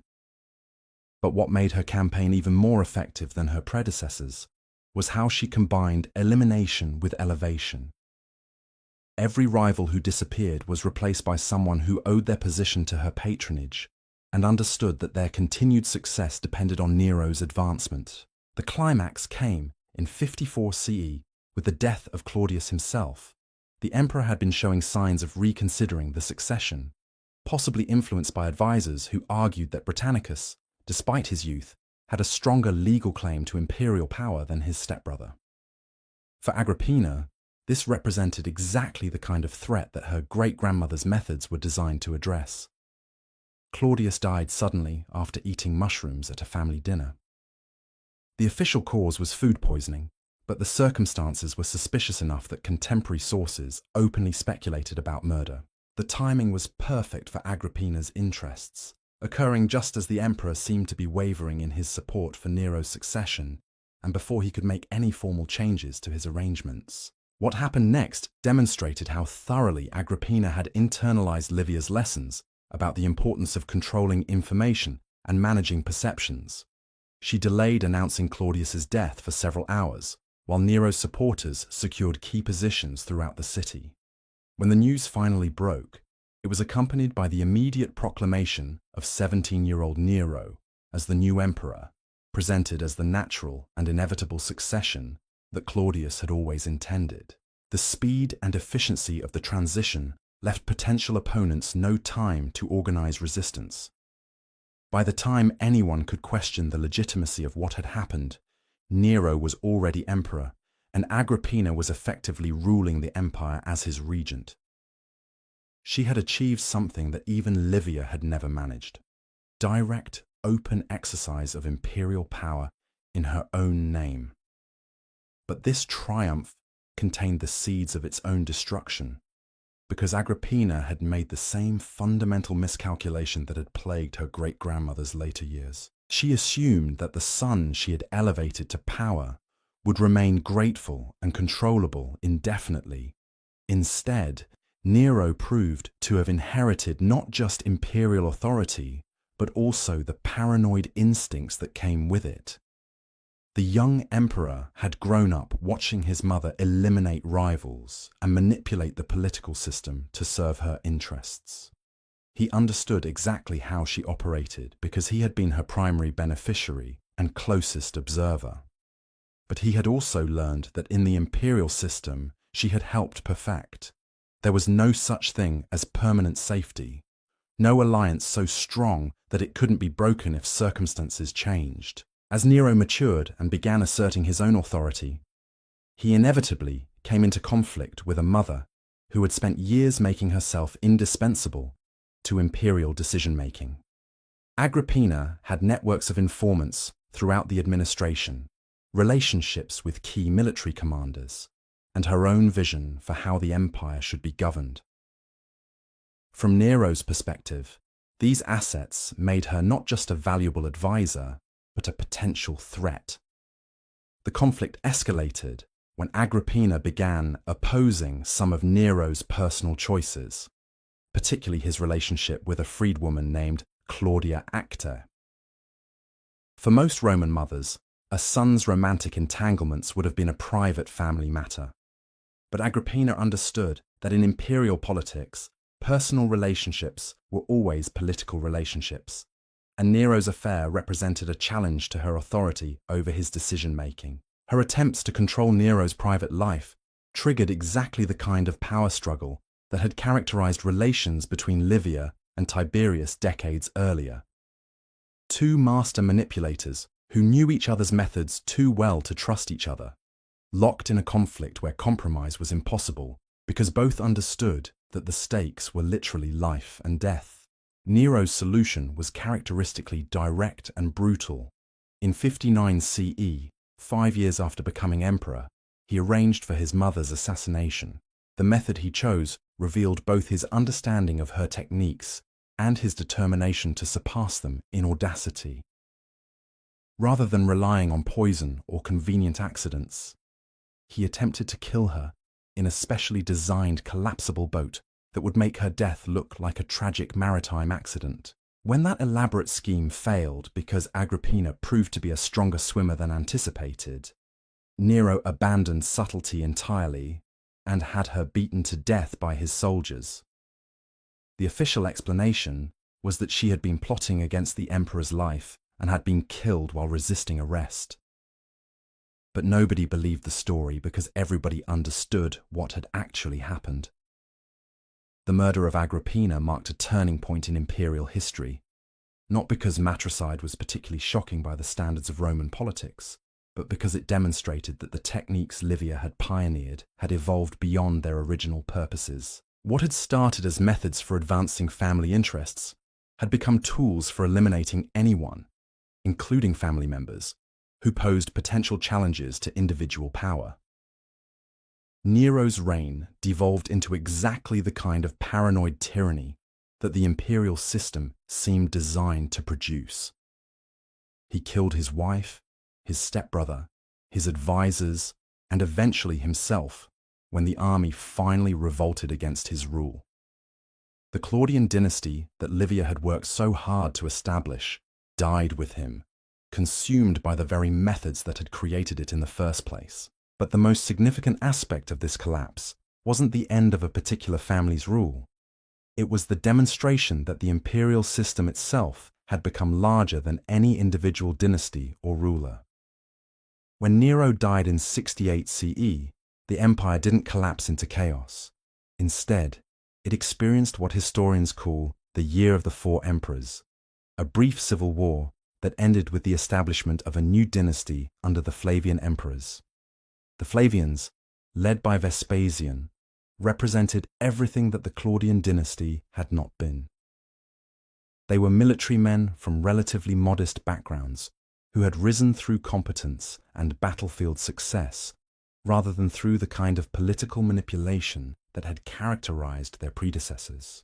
But even they found themselves forced to use many of the same techniques that Livia had pioneered, because those techniques had become embedded in the basic structure of how imperial power functioned. Vespasian and his sons Titus and Domitian all maintained extensive networks of informants, eliminated potential rivals through various convenient means, and cultivated relationships with key supporters that followed patterns established decades earlier. They were more competent and less paranoid than their Claudian predecessors, but they operated within the same basic system and faced the same fundamental challenges that had shaped Livia's approach to imperial politics. This continuity revealed the true scope of what Livia had accomplished. Her influence on Roman history wasn't limited to the success or failure of her particular family line. She had fundamentally changed how power worked in the ancient world, creating new models for how individuals could exercise authority over complex societies and diverse populations. The administrative systems that allowed Rome to govern territories from Britain to Mesopotamia incorporated information networks and loyalty relationships that followed patterns she had established. The legal procedures that regulated relationships between different social classes built on precedents set during her conflicts with various imperial rivals. The military command structures that maintained peace across 3 continents relied on the same combination of formal authority and personal relationships that she had used to control politics in the capital. Even more significantly, the cultural expectations that defined how imperial power should be exercised bore her influence. The idea that emperors should be accessible to petitioners, that they should maintain extensive correspondence with provincial governors, that they should intervene personally in legal cases that affected imperial interests. All of these practices trace back to techniques she had developed during Augustus's reign. This institutionalization of her methods meant that subsequent emperors, regardless of their personal qualities or family backgrounds, found themselves operating within frameworks that she had helped create. The Antonine emperors of the 2nd century CE, widely regarded as some of the most capable and ethical rulers in Roman history, still relied on intelligence networks and loyalty relationships that followed Livian models. Marcus Aurelius, the philosopher emperor, whose meditations remain one of the most influential works of ancient ethics, maintained power through techniques that would have been instantly recognizable to someone who had studied Livia's career. He cultivated relationships with key senators, monitored potential threats through extensive networks of informants, and eliminated rivals through methods that maintained plausible deniability while achieving necessary political objectives. The fact that Marcus Aurelius was a genuinely ethical person who struggled with the moral implications of imperial power makes his reliance on these techniques even more significant. It demonstrates that the methods Livia had pioneered weren't just tools for ambitious individuals seeking personal advancement. they had become essential elements of how the imperial system functioned, regardless of who happened to be in charge. This transformation of her personal techniques into institutional necessities had profound implications for Roman society that extended far beyond immediate political consequences. The constant surveillance and manipulation that had once been Livia's signature approach became standard features of daily life throughout the empire. Citizens learned to watch their words in public, monitor their associations carefully, and present different faces to different audiences, depending on what seemed most advantageous at any given moment. The psychological toll of living under these conditions was enormous. Literary sources from the imperial period describe a society where genuine friendship became almost impossible among the educated classes, where trust was a luxury that few could afford, and where paranoia had evolved from a character flaw into a survival skill. But perhaps the most lasting consequence of Livia's influence was how it changed expectations about what political leadership should look like. The Roman Republic had been based on ideals of shared governance, public debate, and collective decision-making among citizens who were presumed to be capable of rational political choices.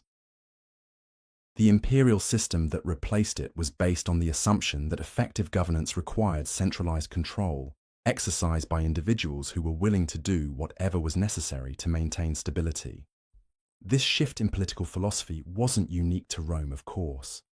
Similar transformations occurred throughout the ancient world, as city-states and tribal confederations gave way to territorial empires that required new forms of organization and control. But Rome's particular version of imperial autocracy, shaped so decisively by Livia's innovations, became the model that subsequent civilizations would study and adapt to their own circumstances. The Byzantine Empire that emerged from Rome's eastern provinces maintained many of the same administrative and intelligence systems that could be traced back to her influence. The Islamic caliphates that conquered much of the former Roman world adopted similar approaches to managing diverse populations and maintaining control over vast territories. Even medieval European kingdoms incorporated elements of the Roman imperial model that bore her fingerprints. More broadly, Livia's story demonstrates how individual innovations in political technique can have consequences that extend far beyond their immediate historical context. The methods she developed for navigating the challenges of her particular situation became part of the basic toolkit that ambitious individuals throughout history have used to acquire and exercise power. The careful cultivation of personal relationships, the strategic use of information and misinformation, the systematic elimination of rivals through methods that maintain plausible deniability, the creation of networks of loyalty that extend throughout existing institutions. All of these approaches can be found in political systems throughout history and across different cultures. This doesn't mean that every subsequent politician consciously modeled their behavior on Livia's example, but rather that she had discovered techniques that were so fundamentally effective for dealing with the basic challenges of political competition that they were independently rediscovered and refined by people facing similar situations. The fact that her methods worked so well in such a wide variety of contexts suggests something important about the nature of power itself. Political authority, regardless of the formal structures that claim to regulate it, ultimately depends on the ability to influence other people's behavior through some combination of incentives and threats. The specific mechanisms may vary depending on technological capabilities and cultural norms, but the underlying dynamics remain remarkably consistent across different historical periods and social systems. Livia's genius lay in her understanding of these fundamental dynamics and her willingness to exploit them more systematically and ruthlessly than most of her contemporaries. She recognized that formal political structures were often less important than the informal networks of relationship and influence that actually determined how decisions were made. She understood that information was a form of power that could be accumulated, manipulated, and deployed strategically to achieve specific objectives. Most importantly, she grasped that political competition was ultimately about psychology rather than policy. about the ability to make other people believe that supporting your interests was more advantageous than opposing them. Her success came not from having better ideas about how society should be organized, but from being more effective than her rivals at convincing key individuals that their own interests were best served by advancing her family's position. This psychological dimension of her influence helps explain why her techniques proved so durable and adaptable. The specific technological and institutional contexts of political competition have changed dramatically since the 1st century BCE, but the basic human drives and fears that she learned to manipulate remain largely constant. People still want security, status, and advancement for themselves and their families. They still fear exposure, isolation, and the loss of what they have already achieved. Understanding how to work with these fundamental motivations, how to present yourself as someone who can help others achieve their goals, while eliminating those who might threaten them, these skills remain as relevant today as they were in ancient Rome. The methods for gathering and using information have become more sophisticated. The scale of operations has expanded dramatically. But the basic principles that guided Livia's approach to political influence continue to shape how power is exercised in modern societies. This continuity raises uncomfortable questions about the relationship between political effectiveness and moral responsibility that are as relevant now as they were 2,000 years ago. Because Livia's story demonstrates clearly that the techniques which are most successful for acquiring and maintaining power are often the same techniques that cause the most harm to the societies where that power is exercised. Her willingness to eliminate rivals, manipulate information, and exploit other people's vulnerabilities made her extraordinarily effective as a political operator. But it also contributed to the creation of a political culture where violence and deception became normalized as tools of governance, where trust became impossible and paranoia became rational. The empire she helped shape was remarkably successful at achieving its basic objectives of maintaining order and prosperity across a vast territory for several centuries. But it was also characterized by levels of surveillance, oppression, and arbitrary violence that ultimately undermined its own legitimacy and contributed to its eventual collapse. This tension between effectiveness and sustainability, between short-term success and long-term stability, appears throughout history whenever societies face the choice between accepting flawed but functional leadership and risking chaos in pursuit of more ethical alternatives. Livia's story provides one of the clearest examples of both the potential benefits and the ultimate costs of choosing effectiveness over ethical constraints in political life. The woman who began as a teenage refugee fleeing civil war ended up creating a template for political success that would influence governance systems throughout the ancient world and beyond. Her techniques worked so well that they became permanent features of how power was exercised in her society. But they also created contradictions and instabilities that would eventually consume the very dynasty she had worked so hard to establish. Perhaps that's the most important lesson her story teaches about the nature of political ambition and its consequences. Individual success in political competition often requires methods that undermine the broader social cooperation that successful societies depend on. The skills that make someone effective at gaining power are frequently the same skills that make them dangerous as actual rulers. Livia Drusilla achieved everything she set out to accomplish through intelligence, patience, and an absolute commitment to advancing her family's interests, regardless of the human cost. But her success created a political system where no one, including her own descendants, could ever be completely safe from the methods she had pioneered. She won the game of imperial politics so thoroughly that she transformed the rules of that game in ways that made her victory ultimately meaningless.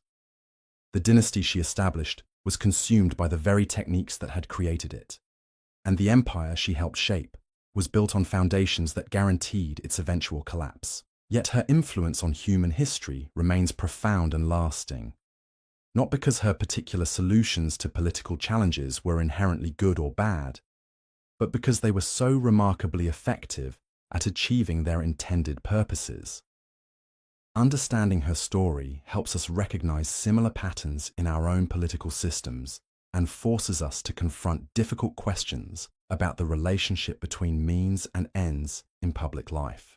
The Serpent Empress of Rome had indeed changed the world, but whether that change represented progress or decline depends entirely on how we weigh immediate effectiveness against long-term consequences, individual success against social stability, and political achievement against moral responsibility.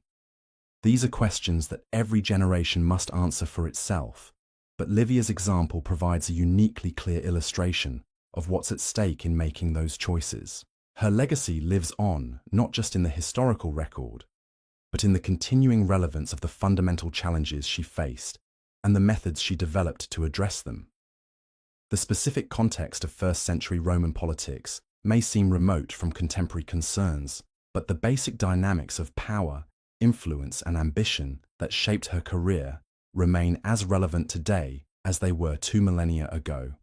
And that, perhaps, is the most unsettling aspect of her story, because it suggests that the problems she solved through systematic manipulation and elimination weren't unique products of her particular historical moment, but rather permanent features of political life that every society must somehow address. The question isn't whether her methods were right or wrong, but whether more ethical alternatives can be equally effective at achieving necessary political objectives. That's a question that remains unanswered, and Livia Drusilla's extraordinary career stands as both an inspiration and a warning about what's possible when intelligence and ambition are unleashed without moral constraints to guide their application. The reverberations of Livia's influence extended far beyond her immediate family and reached into every corner of Roman society in ways that would have shocked even her. Because while the Claudian dynasty eventually collapsed under the weight of its own contradictions, the political culture she had created continued to evolve and adapt, finding new expressions in each generation of rulers who followed. Take Vespasian, the pragmatic military commander who emerged victorious from the chaos of 68 CE. Here was a man who represented everything the aristocratic Livia would have despised. He came from a middle-class Italian family, spoke with a provincial accent, and made jokes about his own humble origins. When he was on his deathbed, he reportedly quipped that he must be turning into a god, mocking the divine pretensions that had consumed his predecessors. Yet even this down-to-earth soldier found himself using techniques that bore an unmistakable resemblance to Livia's playbook. Within months of becoming emperor, Vespasian had established his own network of informants throughout the provinces, eliminated potential rivals through a series of convenient military accidents, and begun cultivating relationships with key senators using exactly the same combination of favor and fear that had made his predecessor so effective. The difference was in execution rather than method. Where Livia had operated through whispered conversations and subtle manipulation, Vespasian preferred direct confrontation and obvious intimidation. When a senator named Helvidius Priscus began challenging imperial authority in philosophical debates, Vespasian didn't bother with poison or manufactured scandals. He simply had the man executed and dared anyone to complain about it. But the underlying logic was identical to what Livia had pioneered decades earlier. Identify threats before they become dangerous, eliminate them through whatever means prove most effective, and make sure the lesson isn't lost on potential future opponents. The only real innovation was Vespasian's willingness to be more open about what he was doing, reflecting a political culture that had become so accustomed to imperial violence that subtlety was no longer necessary. His son Titus took this evolution one step further by transforming systematic brutality into public entertainment. The opening of the Colosseum in 80 CE wasn't just about providing spectacles for the Roman people. It was about demonstrating imperial power through carefully orchestrated displays of controlled violence.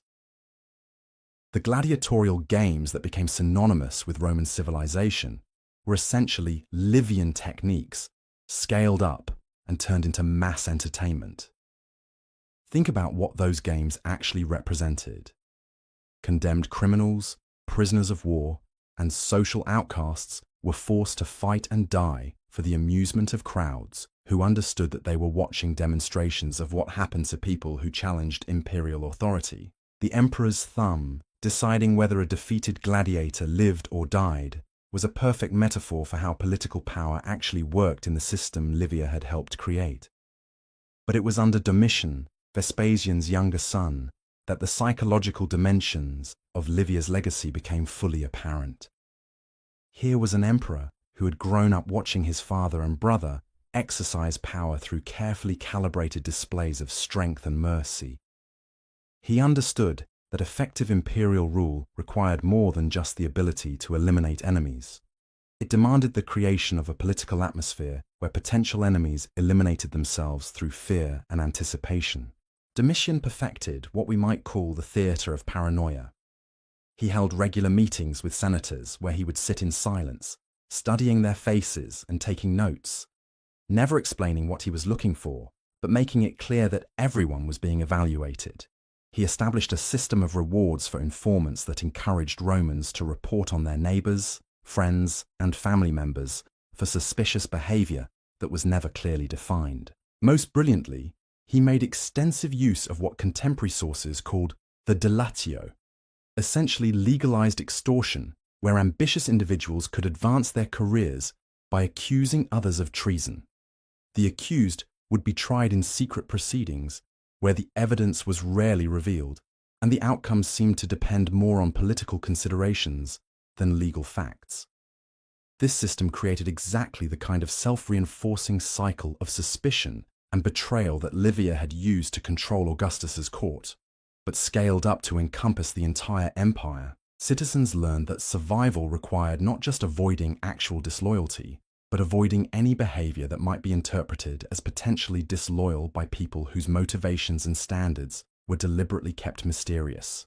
The psychological toll was enormous. Pliny the Younger, writing decades later, described the atmosphere during Domitian's reign as one of constant terror, where even private conversations were conducted in whispers and where friends avoided each other to prevent any appearance of conspiracy.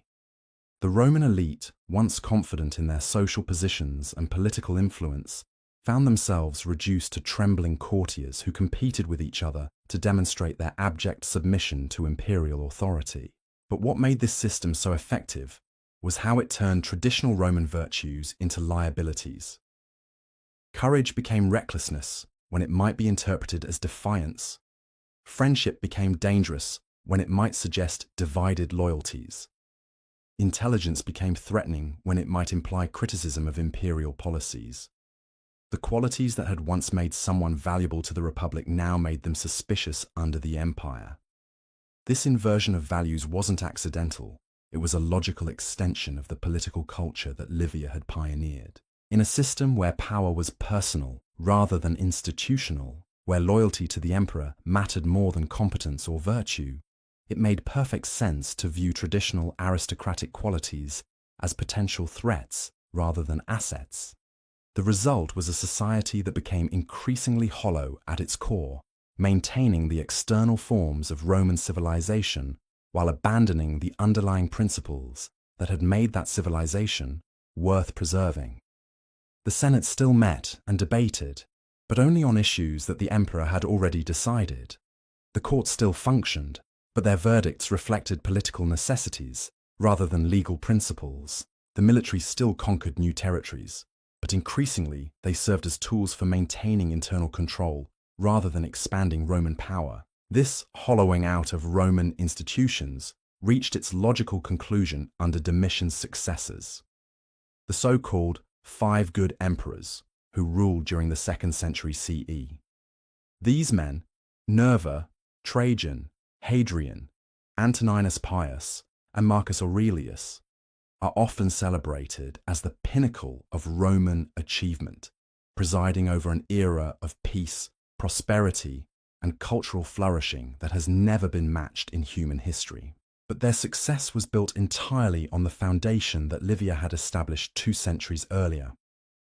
They maintained power through the same networks of information and influence, eliminated threats through the same combination of legal manipulation and convenient accidents, and cultivated loyalty through the same careful balance of rewards and punishments that she had perfected. The difference was that they were more competent and less paranoid than their predecessors, able to use these techniques more effectively because they weren't constantly worried about their own security. But the techniques themselves remained unchanged, and their effectiveness continued to depend on the willingness to eliminate anyone who posed a serious challenge to imperial authority. Marcus Aurelius, the philosopher-emperor whose personal writings reveal a man genuinely struggling with the moral implications of absolute power, still found himself ordering the execution of potential rivals and maintaining surveillance networks that monitored the private lives of Roman citizens. His philosophical meditations on virtue and duty coexisted with political practices that would have been instantly recognizable to someone who had studied Livia's methods. This contradiction between personal morality and political necessity wasn't a failure of character. It was an inevitable consequence of operating within the system she had created. Even the most ethical individuals found themselves forced to use unethical methods because those methods had become institutionalized as necessary elements of effective governance. The long-term consequences of this institutionalization became apparent during the 3rd century crisis, when the empire nearly collapsed under the weight of civil wars, economic disruption, and foreign invasions. The political culture that had worked so well for maintaining stability during periods of strength proved completely inadequate for dealing with genuine existential threats. The problem wasn't that individual emperors lacked competence or courage, but that the system itself had become dependent on techniques that worked only as long as the empire remained overwhelmingly powerful relative to its enemies. When that advantage disappeared, the networks of loyalty and fear that held the system together began to break down, creating a cascade of failures that nearly destroyed Roman civilization entirely. The crisis was eventually resolved through the reforms of Diocletian and Constantine, but their solution involved essentially abandoning the political system that Livia had helped create and replacing it with something that was Roman in name only. The late empire that emerged from their efforts was a completely different kind of state, more resembling the Persian despotism that early Romans had despised than the republic their ancestors had created. But even in this transformed context, elements of Livia's influence persisted. The Byzantine Empire that survived in the East for another 1,000 years maintained many of the same administrative practices and intelligence systems that could be traced back to her innovations. The elaborate court ceremonies and secret police networks that characterized medieval Constantinople were direct descendants of techniques she had pioneered in Augustus's household. More broadly, her influence can be detected in the political systems that emerged throughout the former Roman world. The Germanic kingdoms that replaced imperial authority in Western Europe adopted many Roman administrative practices, including the use of informant networks and strategic elimination of rivals that had become standard features of imperial governance. The Islamic caliphates that conquered much of the former Roman territory in the 7th and 8th centuries similarly incorporated elements of the Roman imperial model, adapting surveillance and control techniques that bore clear resemblances to methods Livia had developed for managing diverse populations and maintaining centralized authority over vast territories. Even the medieval Catholic Church, which claimed to represent a completely different set of values than those that had motivated imperial politics, found itself using remarkably similar techniques for maintaining institutional unity and eliminating internal dissent. The papal inquisitions of later centuries employed information networks and elimination strategies that would have been familiar to anyone who had studied Roman imperial practices. This continuity across different cultures, religions, and historical periods suggests something important about the nature of political power itself. The specific techniques that Livia developed weren't unique products of Roman civilization. They were solutions to fundamental challenges that any complex political system must somehow address. How do you maintain loyalty among subordinates who have their own interests and ambitions? How do you identify and neutralize threats before they become dangerous? How do you balance the need for competent administrators against the risk that competence might translate into independence? These questions don't have easy answers, and the methods that prove most effective for addressing them often involve exactly the kind of manipulation and elimination that characterized Livia's approach. The fact that similar techniques have been independently developed by political systems throughout history suggests that they represent something like natural laws of political competition. Just as biological evolution tends to produce similar solutions to environmental challenges in different species, political evolution seems to produce similar solutions to governance challenges in different societies. This doesn't make those solutions morally acceptable, but it does help explain why they appear so consistently across different contexts. The methods work because they address real problems that political systems face, and they persist because alternatives that are more ethically appealing often prove less effective at achieving necessary objectives. Understanding this dynamic is crucial for evaluating Livia's historical significance. She wasn't a uniquely evil individual who corrupted an otherwise pure political system. She was an extraordinarily capable person who discovered and perfected techniques that were latent possibilities within any complex political organization. Her genius lay not in inventing entirely new forms of political manipulation, but in recognizing the potential of existing practices and systematizing them into a coherent approach that could be applied consistently across different situations. She took techniques that others had used sporadically and intuitively and transformed them into a systematic methodology that could be taught, learned, and refined by subsequent generations. The result was a form of political knowledge that proved remarkably durable and adaptable, capable of being modified to fit different technological capabilities and cultural contexts while maintaining its essential characteristics. The specific methods evolved, but the underlying principles remained constant because they were based on accurate observations about human psychology and social dynamics. This is what makes her story so relevant to contemporary political analysis. The formal structures of modern democratic systems are obviously very different from those of the Roman Empire, but the basic challenges of political competition and governance remain remarkably similar. People still want security, status, and advancement for themselves and their families. They still respond to incentives and threats in predictable ways. They still form networks of loyalty and mutual support that can be influenced through strategic intervention.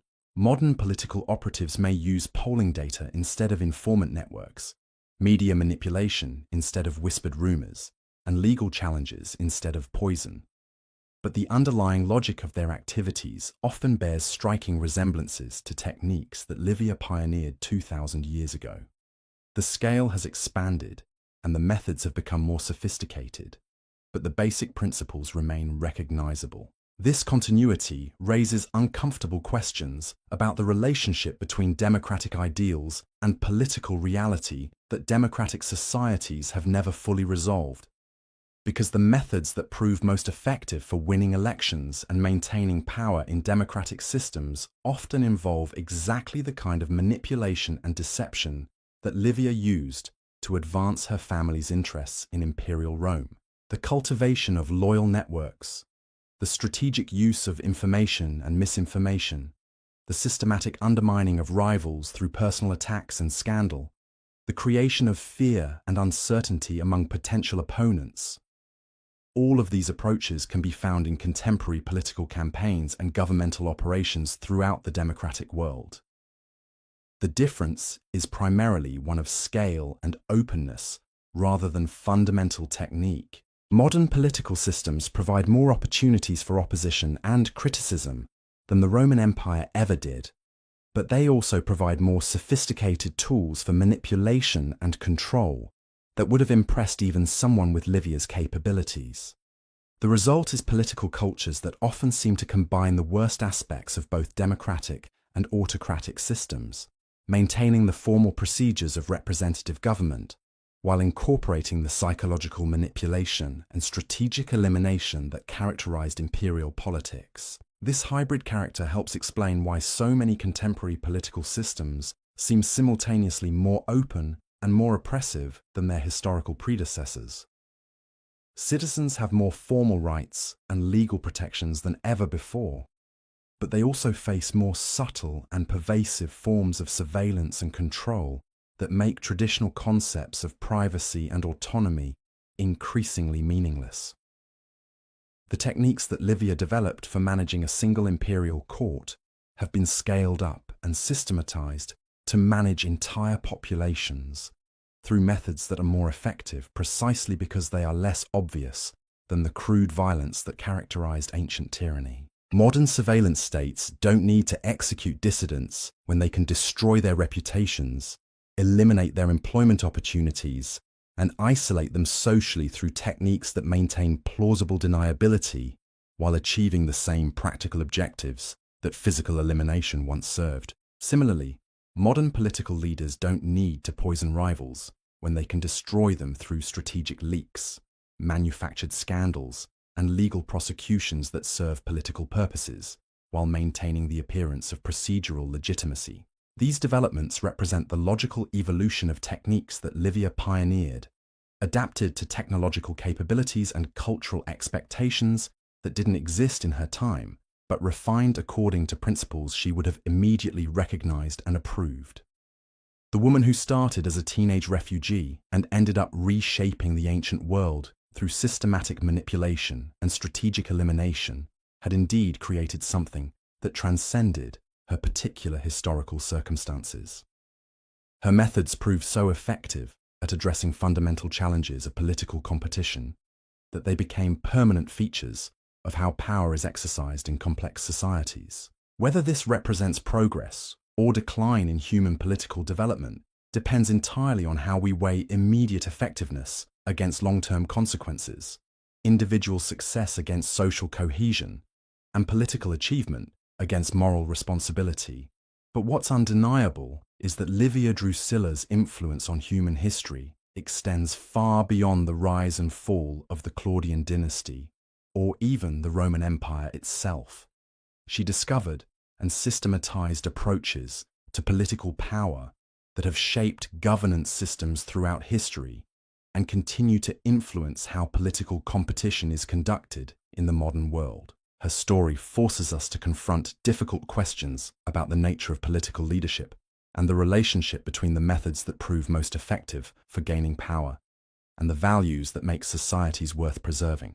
These questions don't have easy answers, but understanding how one remarkably capable individual addressed them provides crucial insights into challenges that every generation of political leaders must somehow resolve. The Serpent Empress of Rome had indeed changed the world, but the full implications of that change are still unfolding in political systems throughout the contemporary world. Her techniques have evolved and adapted, but their essential characteristics remain recognizable to anyone who studies how power actually works beneath the surface of formal political institutions. That may be her most lasting legacy, the demonstration that political reality often bears little resemblance to political theory, and that the methods which prove most effective for achieving political objectives are often the methods that do the most damage to the societies where those objectives are pursued. Understanding this contradiction is essential for anyone who wants to comprehend how political systems actually function, and Livia's extraordinary career provides one of the clearest historical examples of both the potential and the dangers of choosing effectiveness over ethical constraints in the pursuit of political power. Her legacy wasn't just about changing how one empire functioned. The techniques she perfected became a template that ambitious individuals would study and adapt across centuries and continents.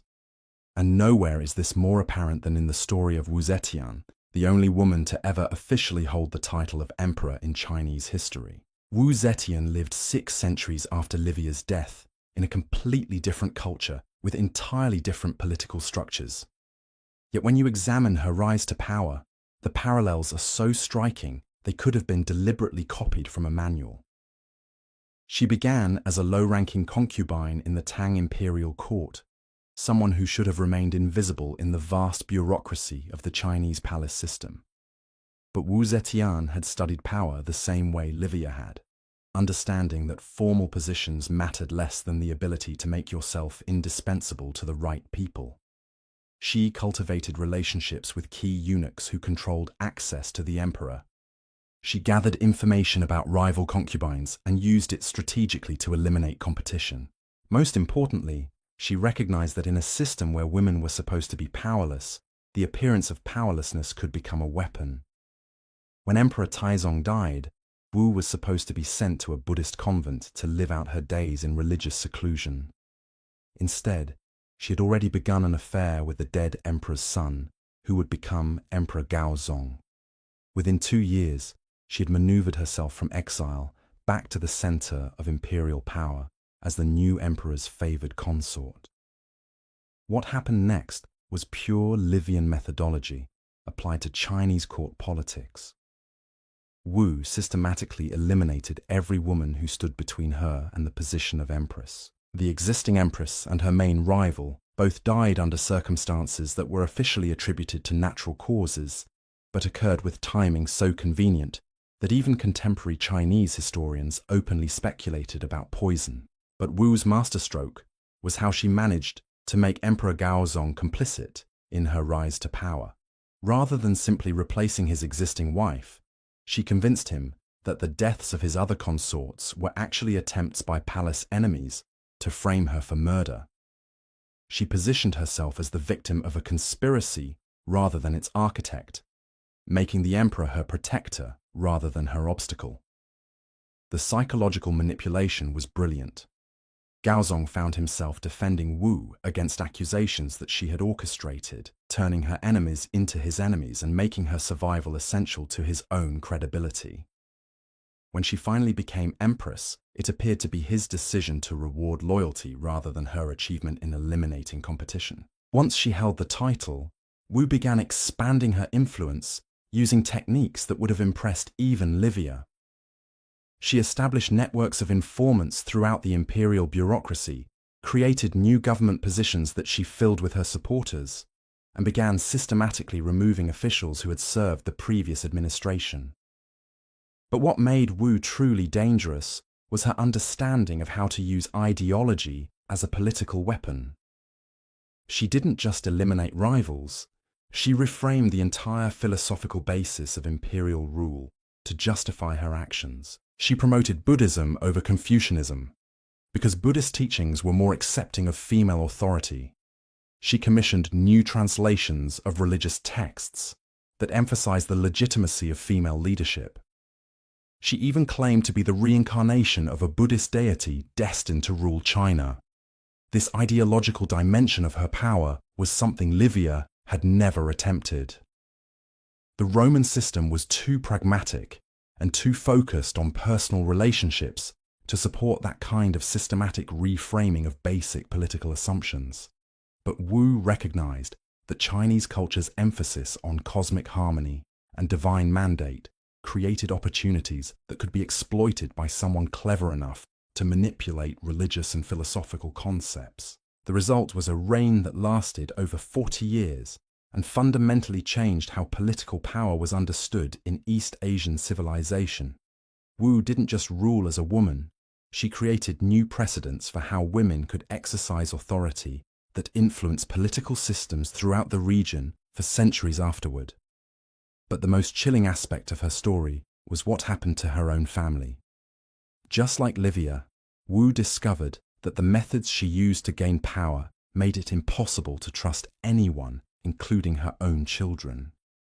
She had 3 sons executed for allegedly plotting against her rule, eliminated numerous relatives who might have posed threats to her authority, and created a palace atmosphere where paranoia became the only rational response to court politics. When she finally died at age 81, She had achieved everything Livia had accomplished and more.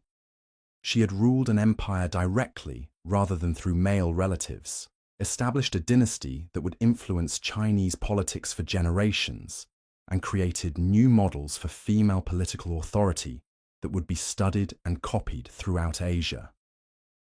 Yet her legacy was equally ambiguous.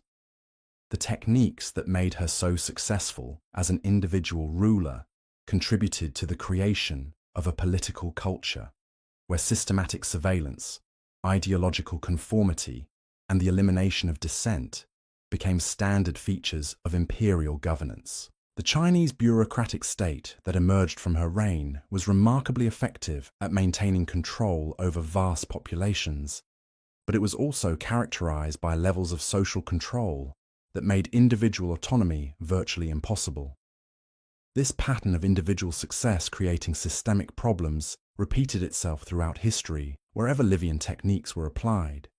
Consider Catherine de' Medici, who used remarkably similar methods to maintain power during the French Wars of Religion in the 16th century. She manipulated religious conflicts to eliminate political rivals, used networks of informants to monitor potential threats, and systematically eliminated anyone who challenged her family's authority. Catherine's approach was adapted to the specific circumstances of Renaissance France, where religious division provided opportunities that hadn't existed in either Roman or Chinese contexts.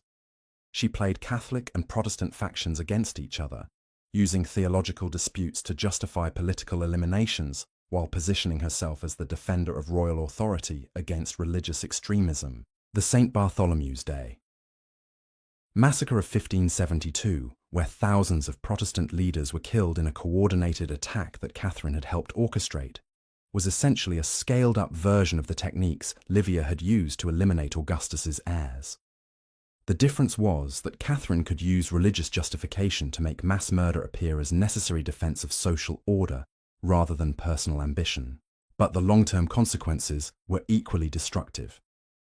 The political culture that Catherine helped create contributed to the breakdown of feudal authority structures and the eventual collapse of the French monarchy and revolution. The techniques that had seemed so effective for maintaining power in the short term created instabilities that would ultimately destroy the system they were designed to protect. This pattern suggests something important about the nature of political power itself. The methods that prove most effective for gaining and maintaining authority in complex societies often contain the seeds of their own destruction. They work brilliantly for individual practitioners, but they create cultural and institutional changes that make long-term stability impossible. Livia had discovered this contradiction in her own lifetime, watching as the techniques that elevated her family to imperial power made it impossible for that family to maintain unity or trust. Her successors throughout history would face the same dilemma, achieving remarkable individual success while contributing to the breakdown of the very systems that had made their success possible. So there you have it, Livia Drusilla, the woman who started as a 19-year-old refugee and ended up creating the blueprint for political power that would echo through millennia. She didn't just change Rome, she changed how power itself works in human civilization. Her methods became so embedded in political systems worldwide that we're still living with the consequences today. The Serpent Empress had won the ultimate victory, one that transcended empires, dynasties, and even death itself.